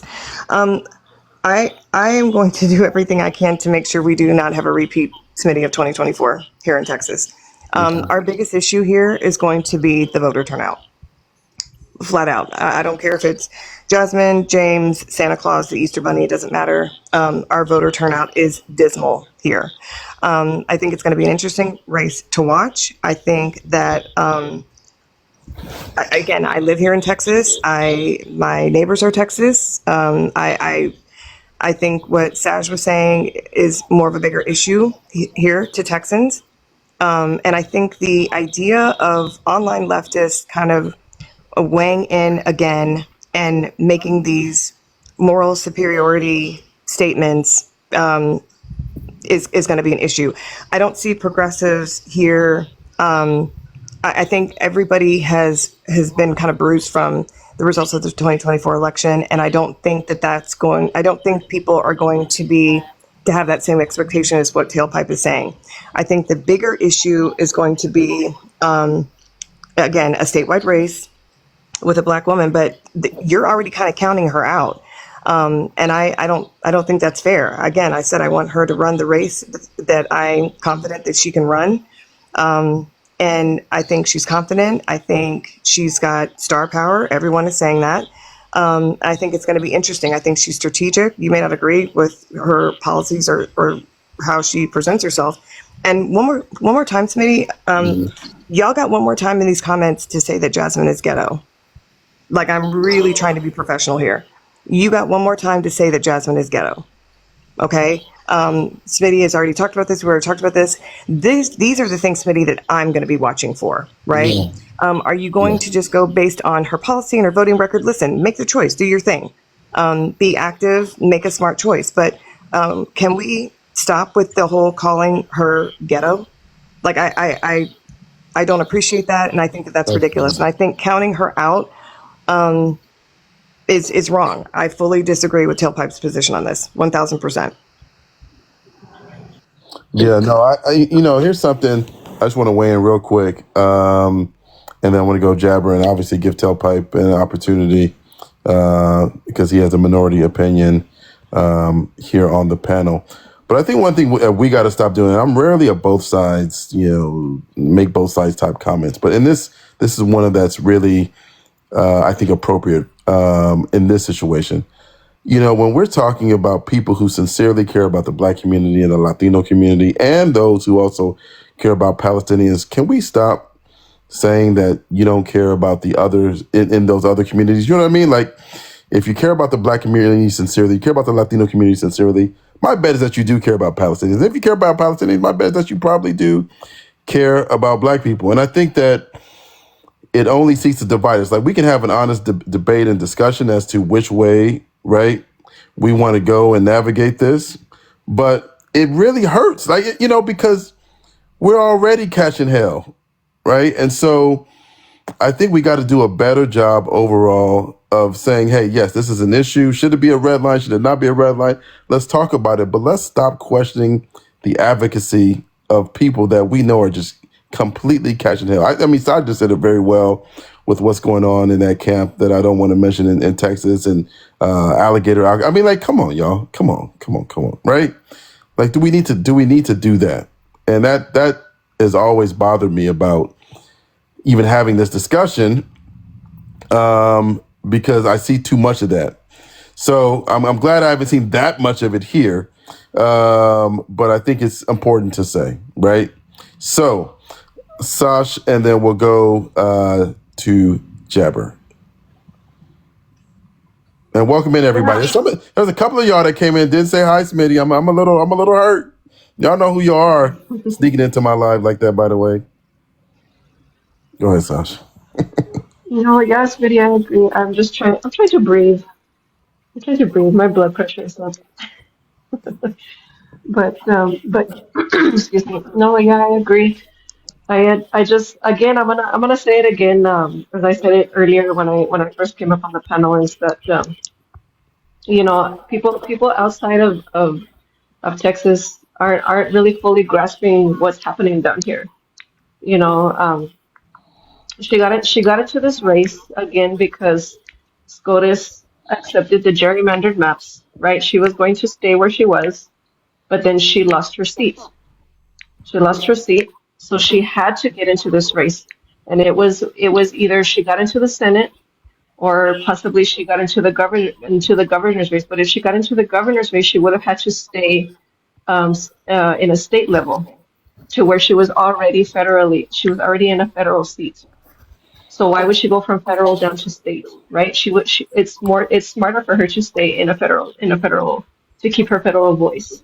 So that's why she got into the Senate seat, which is where we are now. So we have two very strong Democratic. We have a very strong Democratic primary here, and once we have, which I mean, it's unfortunate, right, that we're going to lose one of them. But at the same time, this is where we get to say, hey, if you don't like something that they're saying, bring it to them, bring it to their attention, because they're very open-minded, both of them, right? they're very open-minded to hearing them. Not over the summer where you were seeing those town halls and from the Republican side, and people were going to them and they were being kicked out and dragged out. Like, this is not how these people work.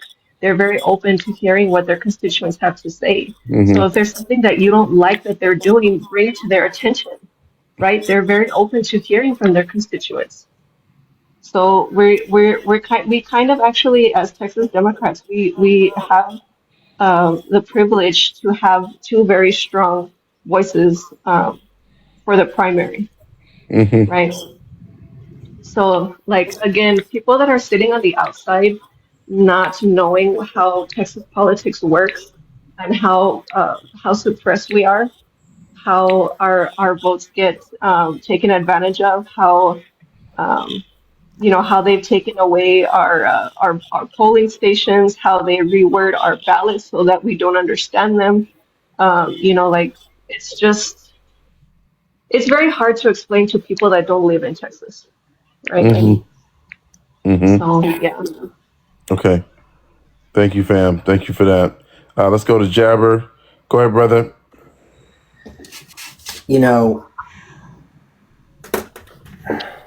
A lot has been said over the last few minutes, several minutes, half hour. It's amazing. I think yes to all the things about the purity test, about having the perfect candidate. I think, and I wrote a few things down here. We talk about, like Noah brought up before, that Jasmine Crockett took money from a crypto, took crypto money. It's like, do you know how many politicians take money from all different industries? One of the reasons why is because we've let lobbyists run rampant. How have we done that? Because the Supreme Court has allowed it, because they've found in favor of corporations. So it's like we're like way behind them, They're playing the long game. They've done it for a long time. And there are systemic issues that we don't really pay attention to. And then we get distracted by, the bright, shiny object. And anyway, so that's just one point. I always said, and Smitty, I've been consistent on this, elect Kamala Harris, and then we'll work it out between us. Get her in office. And the reason why a lot of this conflict, and I know I'm rehashing a little bit of this right now, but it really irks me, and it speaks to what Sajida introduced earlier, which is so important, is that, this G side is, and you've seen my profile picture, okay? I am every single day on Instagram, folks. You have no idea. I take on all of my friends and family. I have lost hundreds. I'm joking you not. I'm not asking for any sympathy or cookies. I'm just giving you context for those who don't know me. Every single day for the last 2.5 years, I have been loud about Palestine. It is horrific. It is awful. Those who know me. Those who don't, it's all good. Two things can be true at the same time. And I've also been consistent about this, and that, yes, there is a G-side happening in Palestine, and it is horrific. And there is also a 400-year genocide of Black people in this country.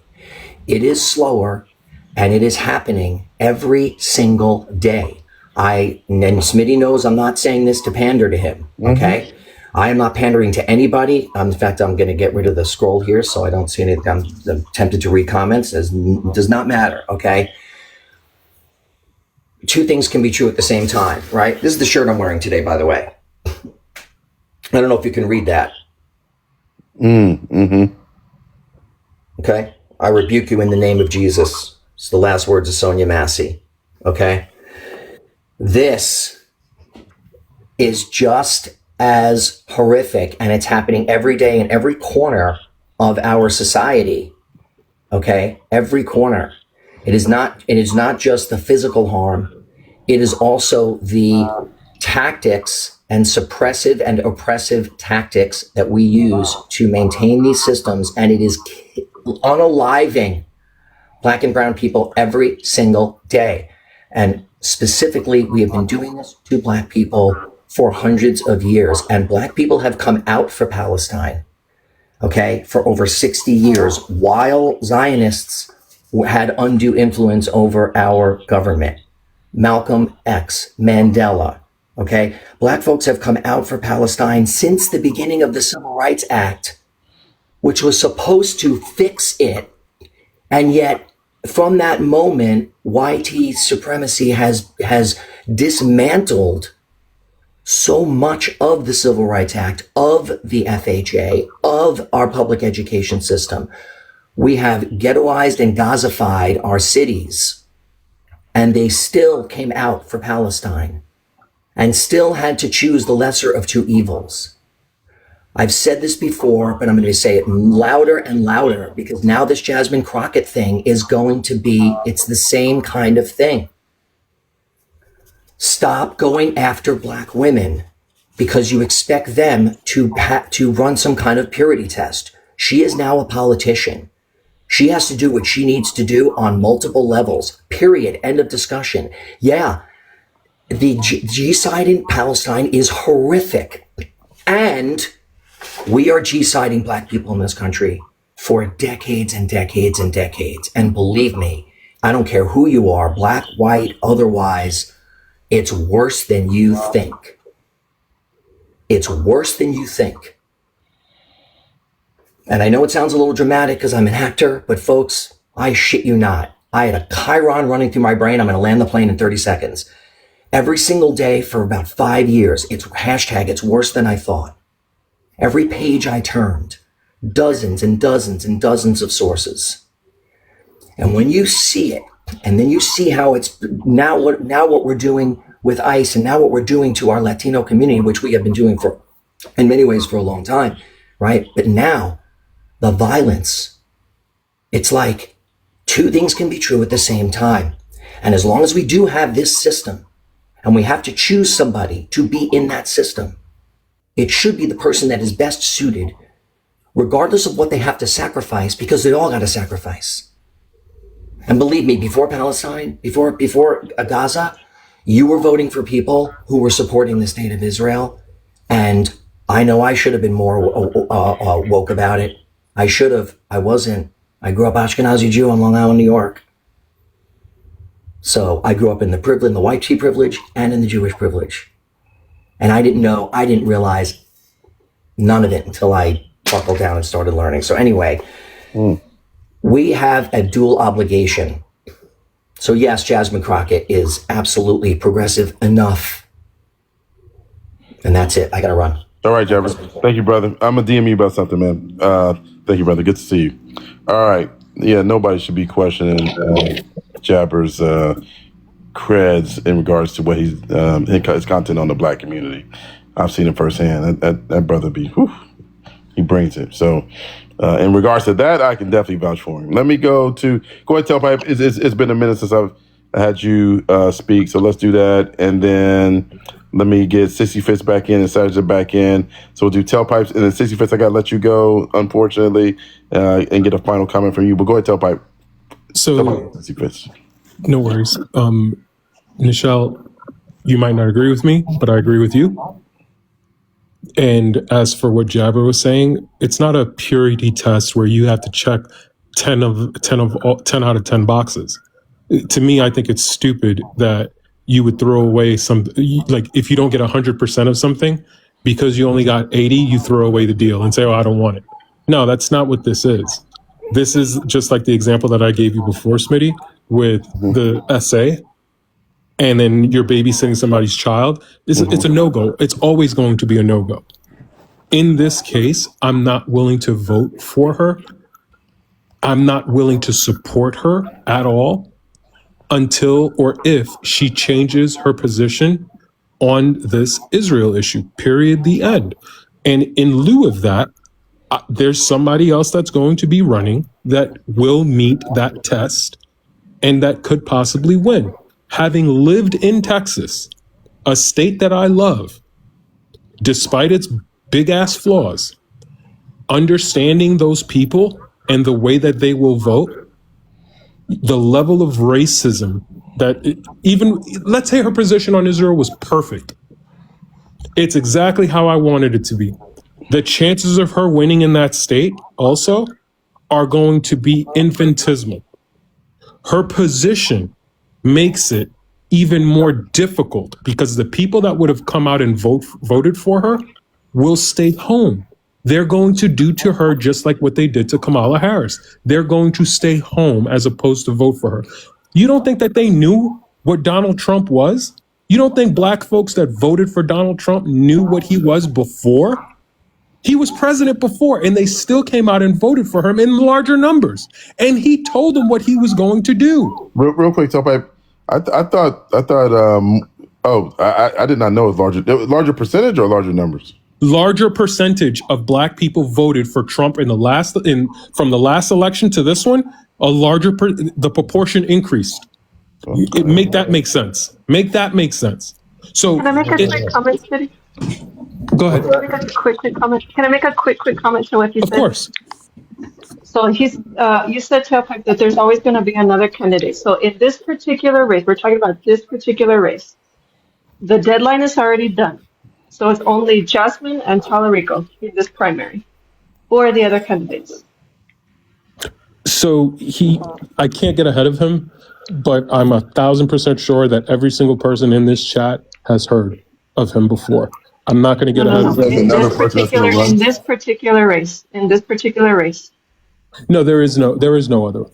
So there is no other one. There is no other one. So what would you do then? What's your solution? So my solution is to vote for the other person.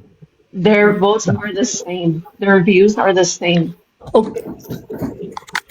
No, what I'm talking about is the person that I told you that's going to be running. He's going to be running as an independent. I'm saying that there's another candidate that's coming in a few weeks that has not been introduced yet, right? Correct. As an independent.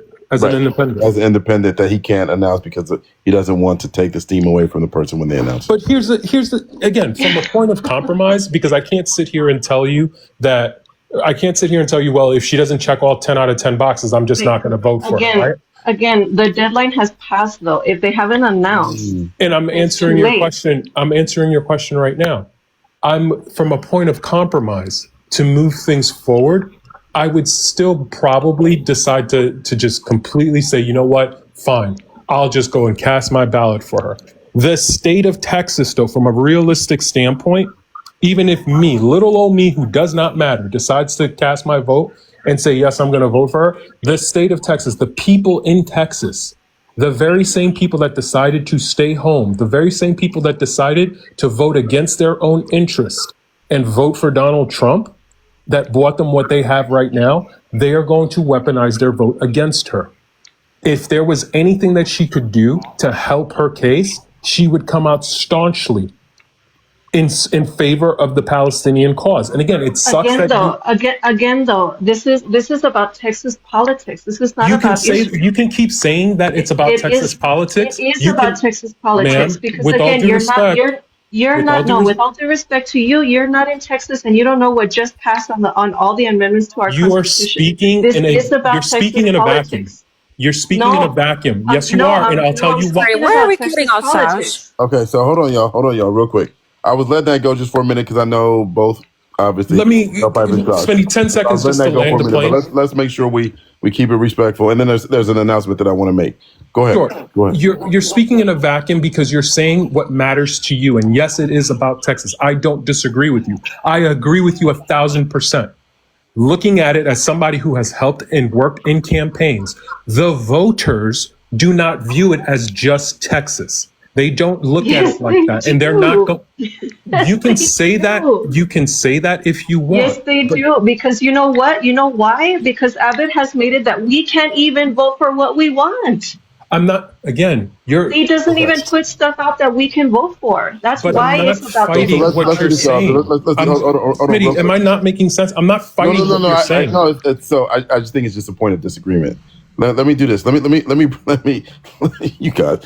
So first off, a couple things. One, I think there was somebody a while back that said something like, Smitty, do you censor your chat? And the answer to that is hell no.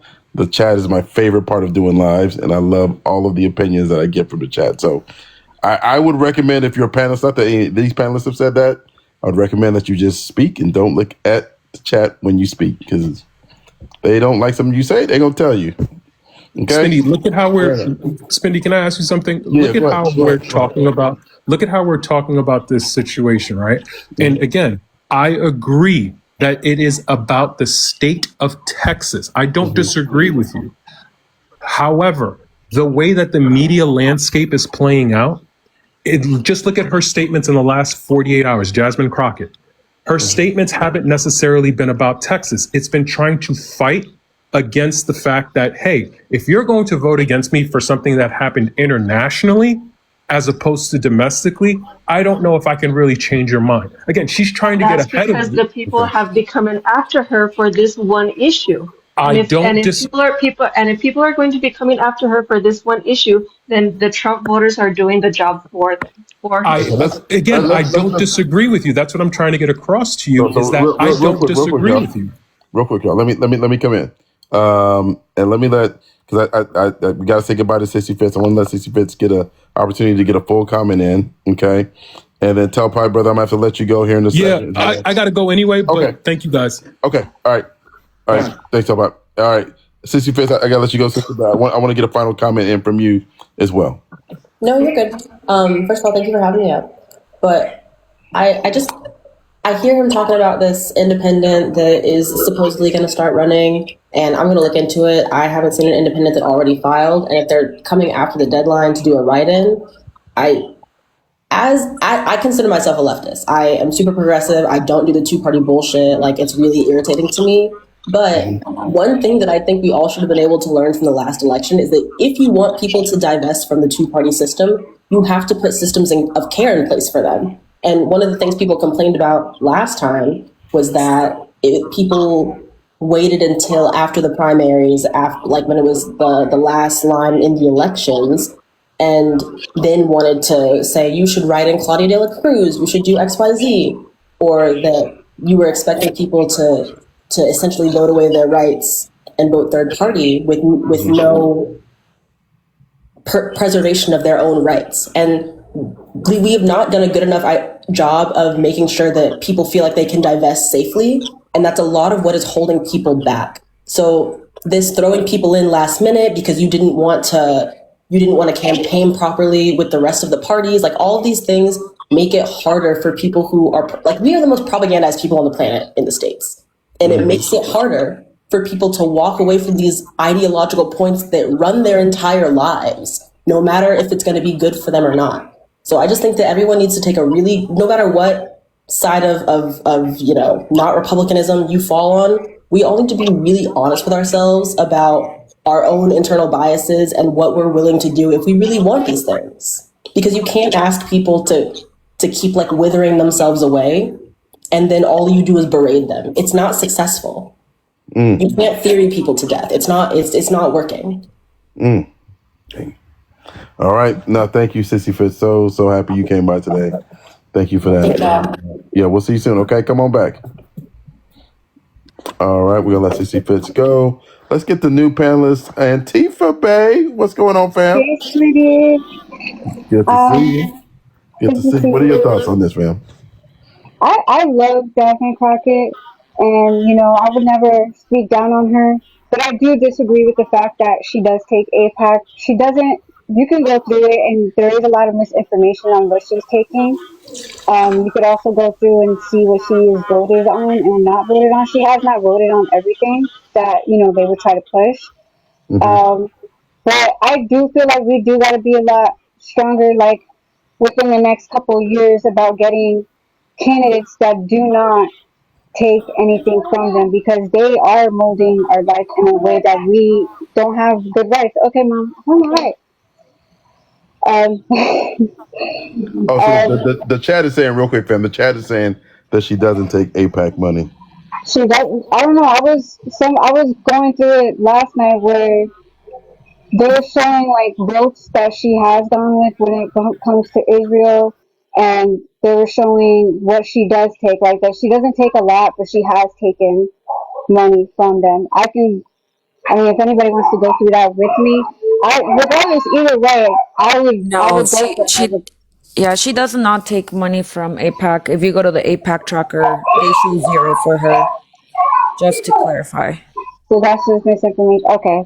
Well, regardless, I'm gonna always support somebody who's for the people. You know what I'm saying? I'm just saying, like, I feel like, and that's even better. But regardless, people, like, you see how I was just easily misinformed. Just keep, like, do your research, ask questions, dig into things. Don't just believe into everything. But also, like, stop being like so hateful towards black candidates that are actually really for the people, because that's why we're in this situation. Because everybody was so harsh on Kamala Harris about her stance with Israel, and we would have been in such a better position to kind of actually make those moves to get candidates, more candidates coming in that don't.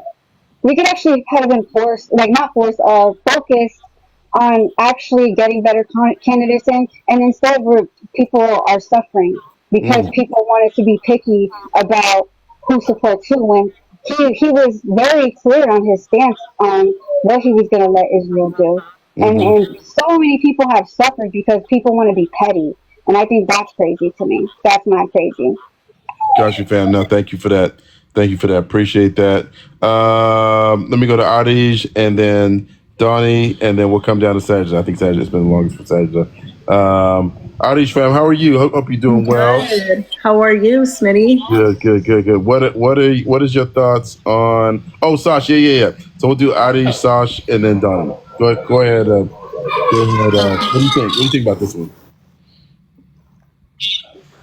Give me a second. You can go to Sasha. Yeah, let me go to Sash. You can go to her real quick. Yeah, absolutely. Sasha, I know you got to leave your closing thought, and we are kind of getting close to time, you guys, for the live. So this, I think, has been really interesting live, by the way. And if I didn't get you up, please come back next time. I might do another live on this subject. I think this is really interesting. Let's finish strong, though, if we can tap the screen. Hey, how are you, Tanya? Good to see you. Sasha, what are your thoughts? Okay, Smitty. So yeah, I'm just gonna close by saying that I feel like this conversation, yes, it's nuanced, but I feel like it's dangerous in a way for people that are outside of Texas making these statements saying that, again, this is a hard line. There's no way that we can support her by this without understanding what's going on again in Texas. They're doing such a disservice to Texas Democrats and all the work that they've done down here by pushing this rhetoric about don't support her and don't do this and don't do that, by pushing this type of rhetoric, right? Because if you push this line by saying don't support her because she voted this way and for supporting G-side, which she doesn't. She does not. Look at her voting record. It's quite clear, and in her interview, she explains it. And then again, also by only pushing it towards her and not to Tallarico, which again their views are almost identical. They're almost identical. It's very dangerous because again you're only pushing Texans who are already apathetic to voting. They're going to come out. They're not going to come out again. And what do you have left after that? You're left with either John Cornyn or Ken Paxton, who are going to keep voting to keep funding Israel, which is what you don't want. And they've come out harshly against Palestine, harshly against funding, putting any aid out there. So you're not helping anything. I mean, have we not learned anything from the 2024 election? Like, it's just, I feel like this conversation is not helping anything. Again, if you're not living in the state of Texas, if you don't understand how Texas politics works, this is only a dangerous conversation to have, to not push people to come out and vote. It's just, I feel like it's very dangerous. Okay. Thank you, Sash. Appreciate that. I know you got to run. I'll let you go. And we'll go to Donnie, and then we'll go to. I could go. Oh, are you ready? Yeah, I'm ready. Oh, okay. Go ahead. And then Donnie, we'll go to you next. Okay. Go ahead. So Smitty, I I'm from Texas. My family lives in Texas, so I do understand everything that is going on in Texas. I actually still have my Texas ID, so technically I could send my vote in. So from that standpoint, as a Palestinian, and this is not me taking sides or whatever, because you know me, Smitty, I've came on your panel when it's been about Black and brown people, and I've stayed 10 toes down. But for me to go ahead and vote for somebody that did vote in favor of sending weapons to Israel to unalive another group of people, that doesn't stand right with me, because how are you going to stand up for all people if you're not standing up for a certain group? That just makes no sense to me. For like whatever reasons she had to do that, I don't agree with it, so therefore I will not support her. Because if you're gonna support a country that's actively unaliving people, how do I trust you to protect people here, to protect things that matter here? That just doesn't make sense to me, and I think everybody's forgetting about that. And this isn't about me drawing a line between people in America that are getting unalived as well, but where do her morals stand? You can't stand up for a certain group of people and leave the other people hanging and support in favor of getting them unalived. Like, that just doesn't sit right with me. And it's not only because I'm Palestinian and this is my bias. Like, you know what I mean? Everybody should be able to put in their opinion, and that's just my opinion. And of course, she can't have my support. Like, of I'm course, sorry. you know your opinion is welcome here. Yeah. Let me go to Donnie and then Serge. On the side you want to jump in. Give me 1 second, fam. I promised Donnie an opening comment. Donnie, what do you think? Is Jasmine Crockett progressive enough to earn your support? What do you think? So I came across your live and I was just scrolling through TikTok. Okay, so I'm originally from Chicago, but I've been in Texas since I was in 7th grade. I work for the state. I work for the Attorney General's office under Ken Paxton. Okay. It's not an elected position. State workers, we don't get paid. We don't get paid shit. So before you work for the state, girl, we don't get paid nothing. I live outside of the Austin area. And I'm going to just say, I went to Tallarico's kickoff party. I went to, and I have interacted with Jasmine Crockett. I knew about Tallarico maybe about 3-4 years ago. I'm just going to say this. When it comes to international issues, that is not on the forefront of most people's mind. Okay. I also have a connection to Israel. My family members, I have immediate family that have been living in Israel for 50 years. I have not taken a stance with Israel probably in about the past decade. And it had nothing to do with 10-7 and got nothing to do with Palestine right now, just over the years of things that they have been doing. But the Israeli conversation, this is a nuanced conversation about leadership, about who they voted for, why is the United States not taking a stand when it comes to who are the elected of Israel and how they can help support the Palestinians in the situation. Oh, real quick, fam. I'm so sorry. You're cutting out for me, but I don't know if you're cutting out for the chat, because I haven't heard anybody in the chat say that you're cutting out. So maybe I need to mute my mic. Let me just see. All right, chat, is Donnie cutting out for you guys? Okay, yes. Okay, you are cutting out. So it may be your mic, fam. But let me mute just to make sure it's not me. Please continue. Okay. Can you hear me now? Is it okay? I think it's okay. It's not great, but it's okay. Okay. Okay. I was just going to say that for me, it depends on what exactly Jasmine's stances are. I lost my grandmother last year in the Texas hospital system. And I'm just going to say our experience in this hospital system was the worst experience of my life. And Texas has nearly over 1 million people that are uninsured in this state because Greg Abbott and the Republicans here just won't expand Medicaid. They just didn't want to do it. The type of care that she got in this hospital, in multiple hospitals, was insane. I was literally arguing with nurses and doctors in Texas. If you are on a ventilator in this state, if you are on a ventilator and you also need dialysis, there are only 4 facilities in this entire state that you can send your family members to, right?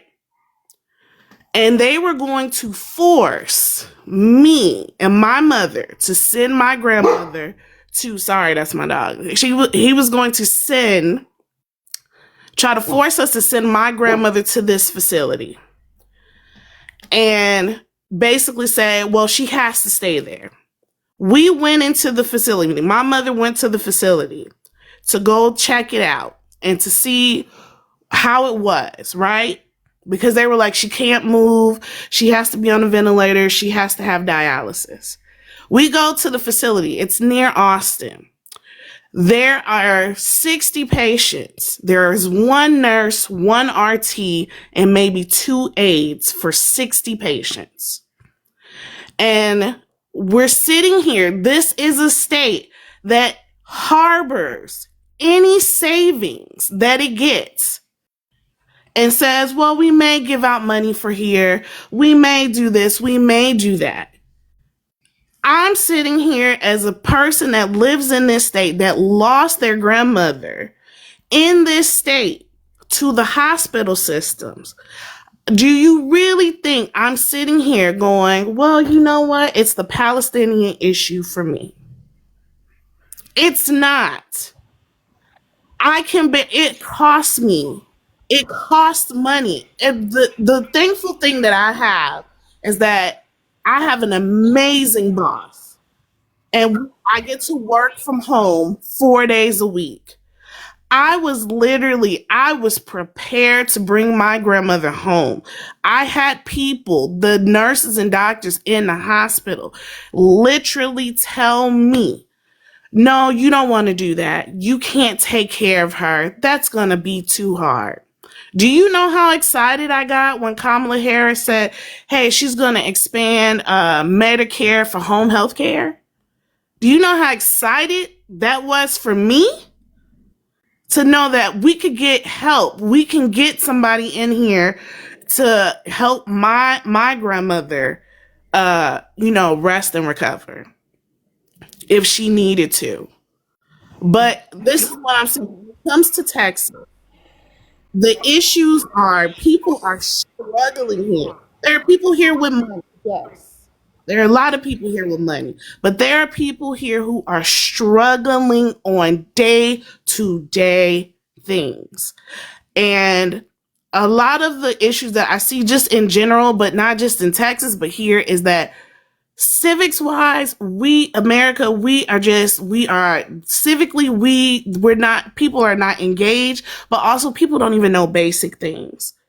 And part of the thing that I think actually needs to happen in Texas that I see Gary Chambers out of Louisiana is doing.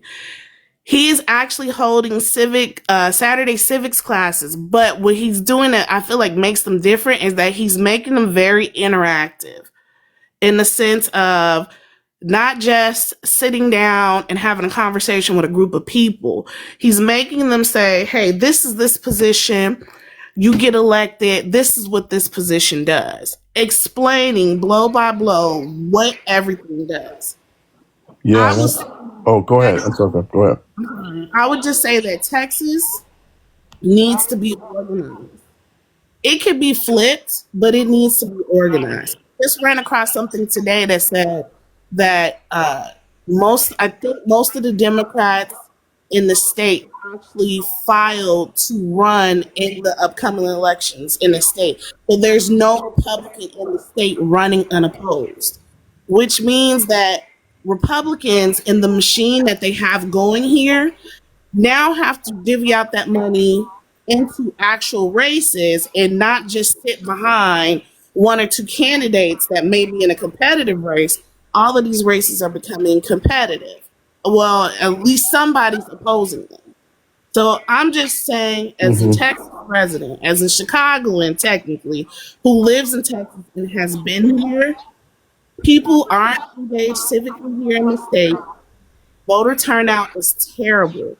And it's because there's a lack of education and there is a lack of actually getting people engaged to know information on how things work or what a position is. Why is this an elected position? School board meetings, not enough people. But I see people actually starting to organize here where they are getting out those votes, even if it's just local. It's starting to happen more. Yeah. So I would say I'm gonna look between Jasmine and James because I like both of them. I've met James. I haven't met Jasmine in person, but I just have to look and see where it is for me on policy that would affect me here in this. Whether it's pay, whether it's my pay, whether it's insurance, whether it's opportunities for me to own a home in this. So that's where it matters for me. Okay. Okay. No, I appreciate that. I appreciate that comment. And let me go to, I think Saturday, I promised you time. And then I want to get Nichelle in. And then we're going to go to Oya. And I feel like Oya might close it out, y'all. So we're going to see. But we're going to see. I don't want to put too much undue pressure on her just yet. But we'll see. Saturday, your comment to what Adish was saying, I think that's why you want to jump in regards to, hey, you know what? If you don't take up for a stance that supports, in this case, Palestinians, how can I trust you to take up a stance that will support other marginalized folks? What do you think about that? I think I've seen the other way around, if I'm just going to be blunt.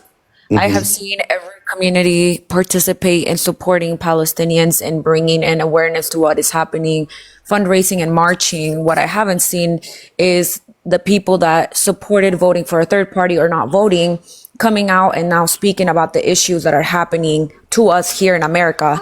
And you're not going to believe me, my kid's been quiet this whole time till right now. Oh, qué hermosa. Literally not one peep this entire time till right now. It always happens. It always happens. Here's what I'll say though. Here's the thing that I really admire about Palestinians. They tell you to fuck off when it comes to their politics, right? And if you're Palestinian and you're listening, you know I'm right.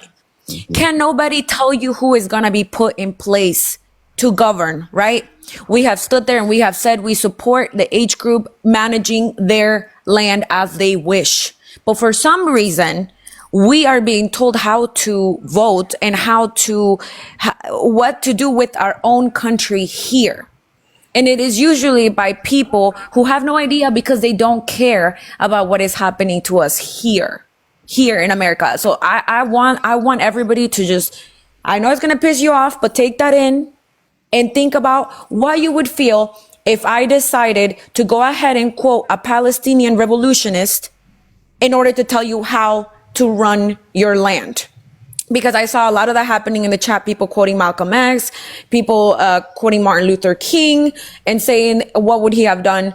No, I've never once seen a black person, a brown person, or anybody else try to quote somebody Palestinian to say, get the age group out. I would never, because it's none of my business. Okay. Now, as far as Jasmine Crockett goes, and to Donnie's comment, she helped push a resolution to formally recognize and acknowledge systemic racism within the medical system. She also has a platform called Reproductive Justice, where she is trying to protect reproductive rights and go against laws and procedures that restrict medical care. And criminalize or restrict medical care. So she is doing a lot. Now, for the people that have made it all about Palestine today, I'll tell you one more thing. Her opponent, right? Because Nichelle said something very important. We cannot do what we did with Kamala Harris, guys. We really cannot if we haven't learned something.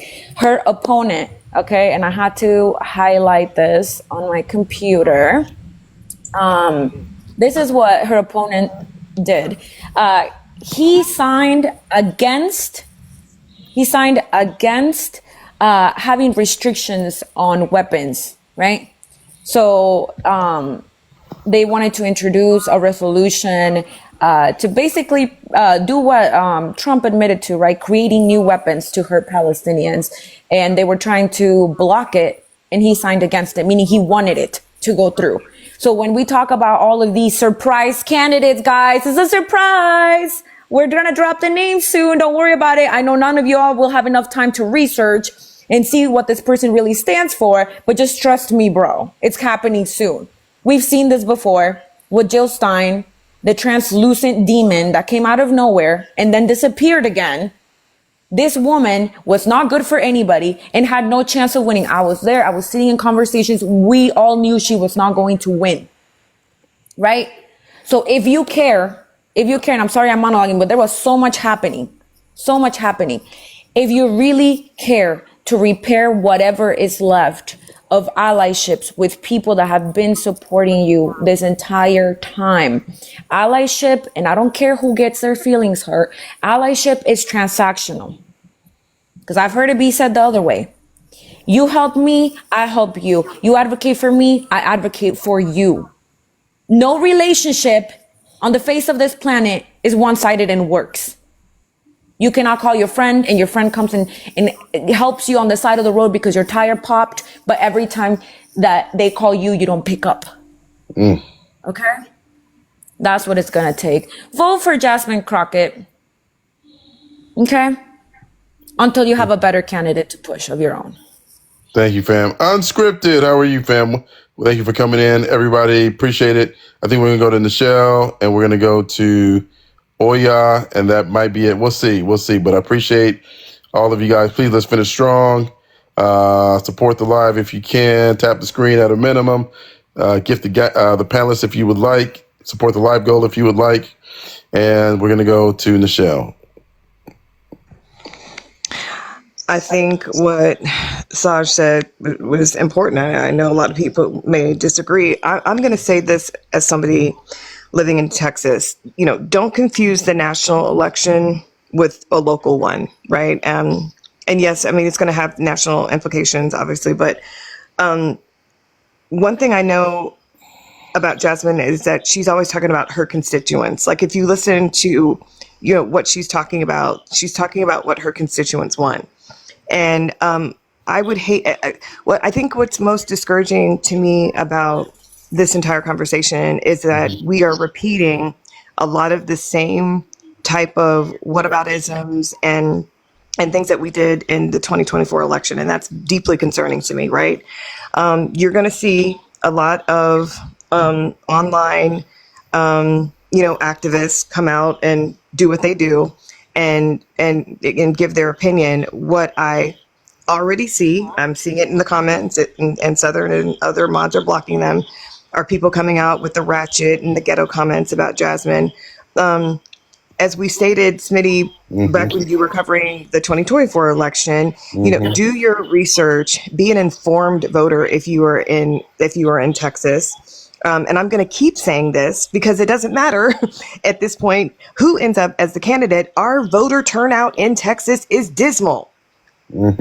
We have the numbers to flip the state. That's not the issue. It's getting people to come out and vote. Okay, so if you truly care about the state of affairs here in Texas, you would be advocating at least to get people registered and out to vote. That is the number one issue. Yeah, and Smitty, this happens every single time. We go off on these like tangents and things that we're not looking at the big picture. And like Saj is saying, I really do not care if people get offended. I live here, okay? So the things that matter to me living in this state, right? When the grid went down, Smitty, and people were being unalived because they didn't have the resources for the infrastructure, okay, to get the electric turned on and things of that nature, right? Things like the border, Sash could talk about that, about the border communities and things like, there's so many other things, unlivable. People literally, like the rent here is ridiculous here. Okay, so there's a lot of issues that matter to local Texans. And so what I would say is that please, if you care, right, push people to actually get out and exercise their right to vote. We have the numbers to flip Texas blue. right? Do your research, right? Rank your choices, but actually push people to actually get out and vote, because that is the number one problem. You ask anybody, that is the number one. People are always like, "Oh my gosh, how in the world is Ted Cruz still there? How in the world is all these people?" Because people don't get out and vote. But we're arguing and debating over, issues that are important, by the way, that are very important. I'm not taking anything away from any of the communities. I think Sash laid that out very well. It's not an either or. It's not that. But we can't even get people, Smitty, to get out and vote, to be motivated enough to actually get out and vote. And then please, y'all, stop with the anti-blackness. It's like getting old. It's 2025. Come on, seriously? Like, are we still doing this? Like, it's so uneducated of yourself. Like, all these people talking about she's ghetto, she's ratchet, she's this, and how she talks, and miss me with that BS. I think it's more about the content of what a person is saying, not necessarily how they're saying it. Y'all ain't got no problems with Marjorie Taylor Greene. You ain't got no problems. Do you know, Speedy, and I'll say this, I'm sorry, I have to say this. Do y'all know that Greg Abbott literally came out yesterday? Speedy, I think I sent this to you, where he's wanting Turning Point USA chapters to be in all high schools now, and had the nerve, had the gall, had the unmitigated gall to come out and say that if anyone tries to push against Turning Point USA chapters being established in all high schools, that they should be reported and have disciplinary action. So while y'all are arguing back and forth about how Jasmine talks or this and that and da-da-da-da-da-da, like I said, if you live in Texas, there's a lot of stuff to worry about here. There's a lot of stuff to worry about here. So if you're not in Texas and you want to opine, that's great. I think if you're not outside of Texas, you should be encouraging everybody to just get educated and vote. If you're in Texas, educate yourself and let's do the right thing, regardless of who the candidate is. And I'll land there. Yeah, thank you. Say a quick, super quick 10 seconds. Yeah, go ahead. Because I never like to cut. I don't want to hear people calling Jasmine ratchet or any other words when your president said that he would grab them by the pussy. Okay? When your president called a reporter piggy. Okay? You guys have absolutely no standards for white teen men. You have them all for black women, though. I land. I could not agree more. Hey, Palinata, how you doing, fam? Good to see you. Here's what I think, and then I want to go to Oya. If you thought the anger in 2024, the justified anger, was something, if there is low turnout and Jasmine Crockett loses, oh my gosh. It'll make 2024 look like I don't even know what word to use. If there's high turnout and she loses, okay, I think people will feel a little differently. But if it's low turnout, anyway.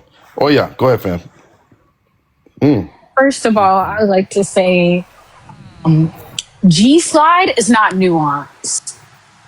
Again, G-slide is not nuanced. That is not a nuanced situation. That is something that's actively happening, the erasure of people.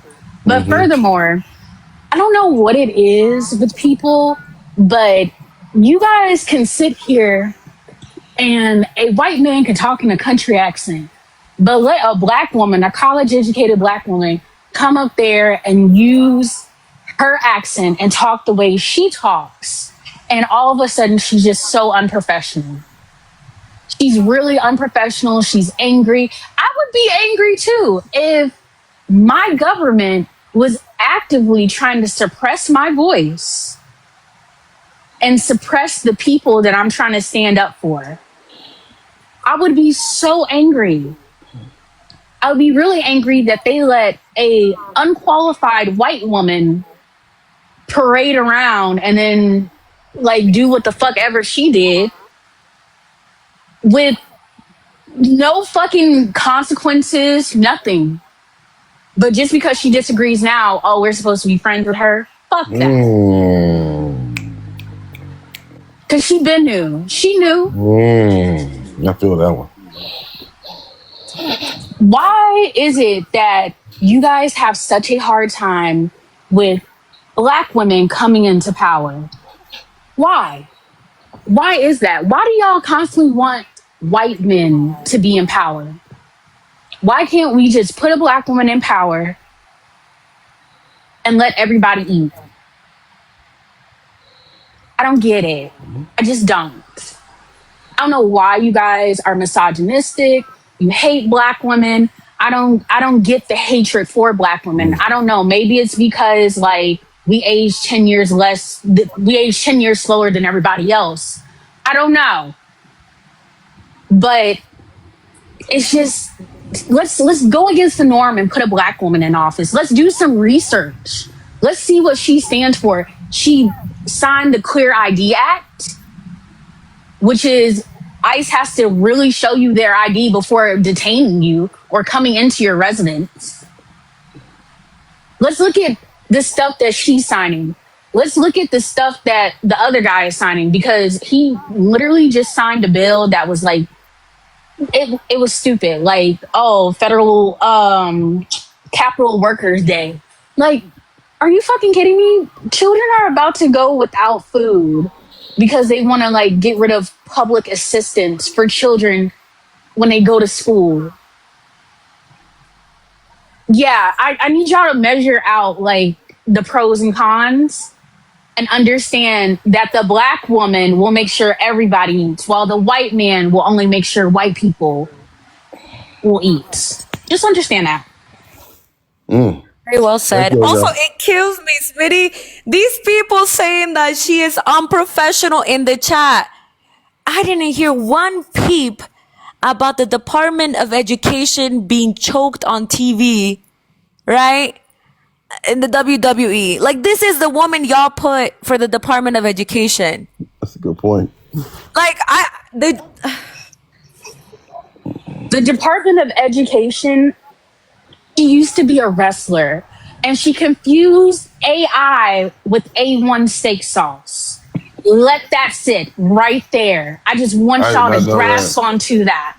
In a public conference, a national conference, she said children will begin to use more A1 and not AI. This woman probably has CTE, which is a very, very serious thing. But why do we have somebody who has CTE running our education department? She should be in a nursing home somewhere, Let me, getting the help that yeah, she needs. let me come in, y'all, real quick, because I do got I do got to run. Let me just everything that Oya said. I don't understand it, y'all. But in reality, we all understand it because it's the same thing that's been happening over and over and over again. And so I think in our attempts to rationalize it, we have to look at exactly what's been happening to us from historical perspectives until now. And again, is Jasmine Crockett perfect? No, she is not perfect. Absolutely. We understand that. However, I do think with high voter turnout and high voter activism, that the areas that we don't like, I think she will be malleable. Whereas these Republicans, I guarantee you, they definitely won't ever be malleable. I guarantee they are not going to change their view at all. And so we gotta recognize that, in my opinion. But I gotta run, y'all. Much love. I love all of y'all. Y'all take care. Anybody going live that y'all want me to push? Anybody right now that's live? live right now, but I'm not going live right now. Okay. All right. So much love. This was a good live. I saw the mods putting in work. We're just not going to tolerate anti-blackness or anti any marginalized group. We're not going to tolerate it. We got to have a space where we can have discussions. We can have differences of opinion. Right? Caso's live. Yeah, go ahead and support him. But at the same time, we got to have that baseline level of respect. All right. Much love, everybody. Y'all take care. Because there's no more real Persian Empire anymore. That it was probably an administrative position. All right.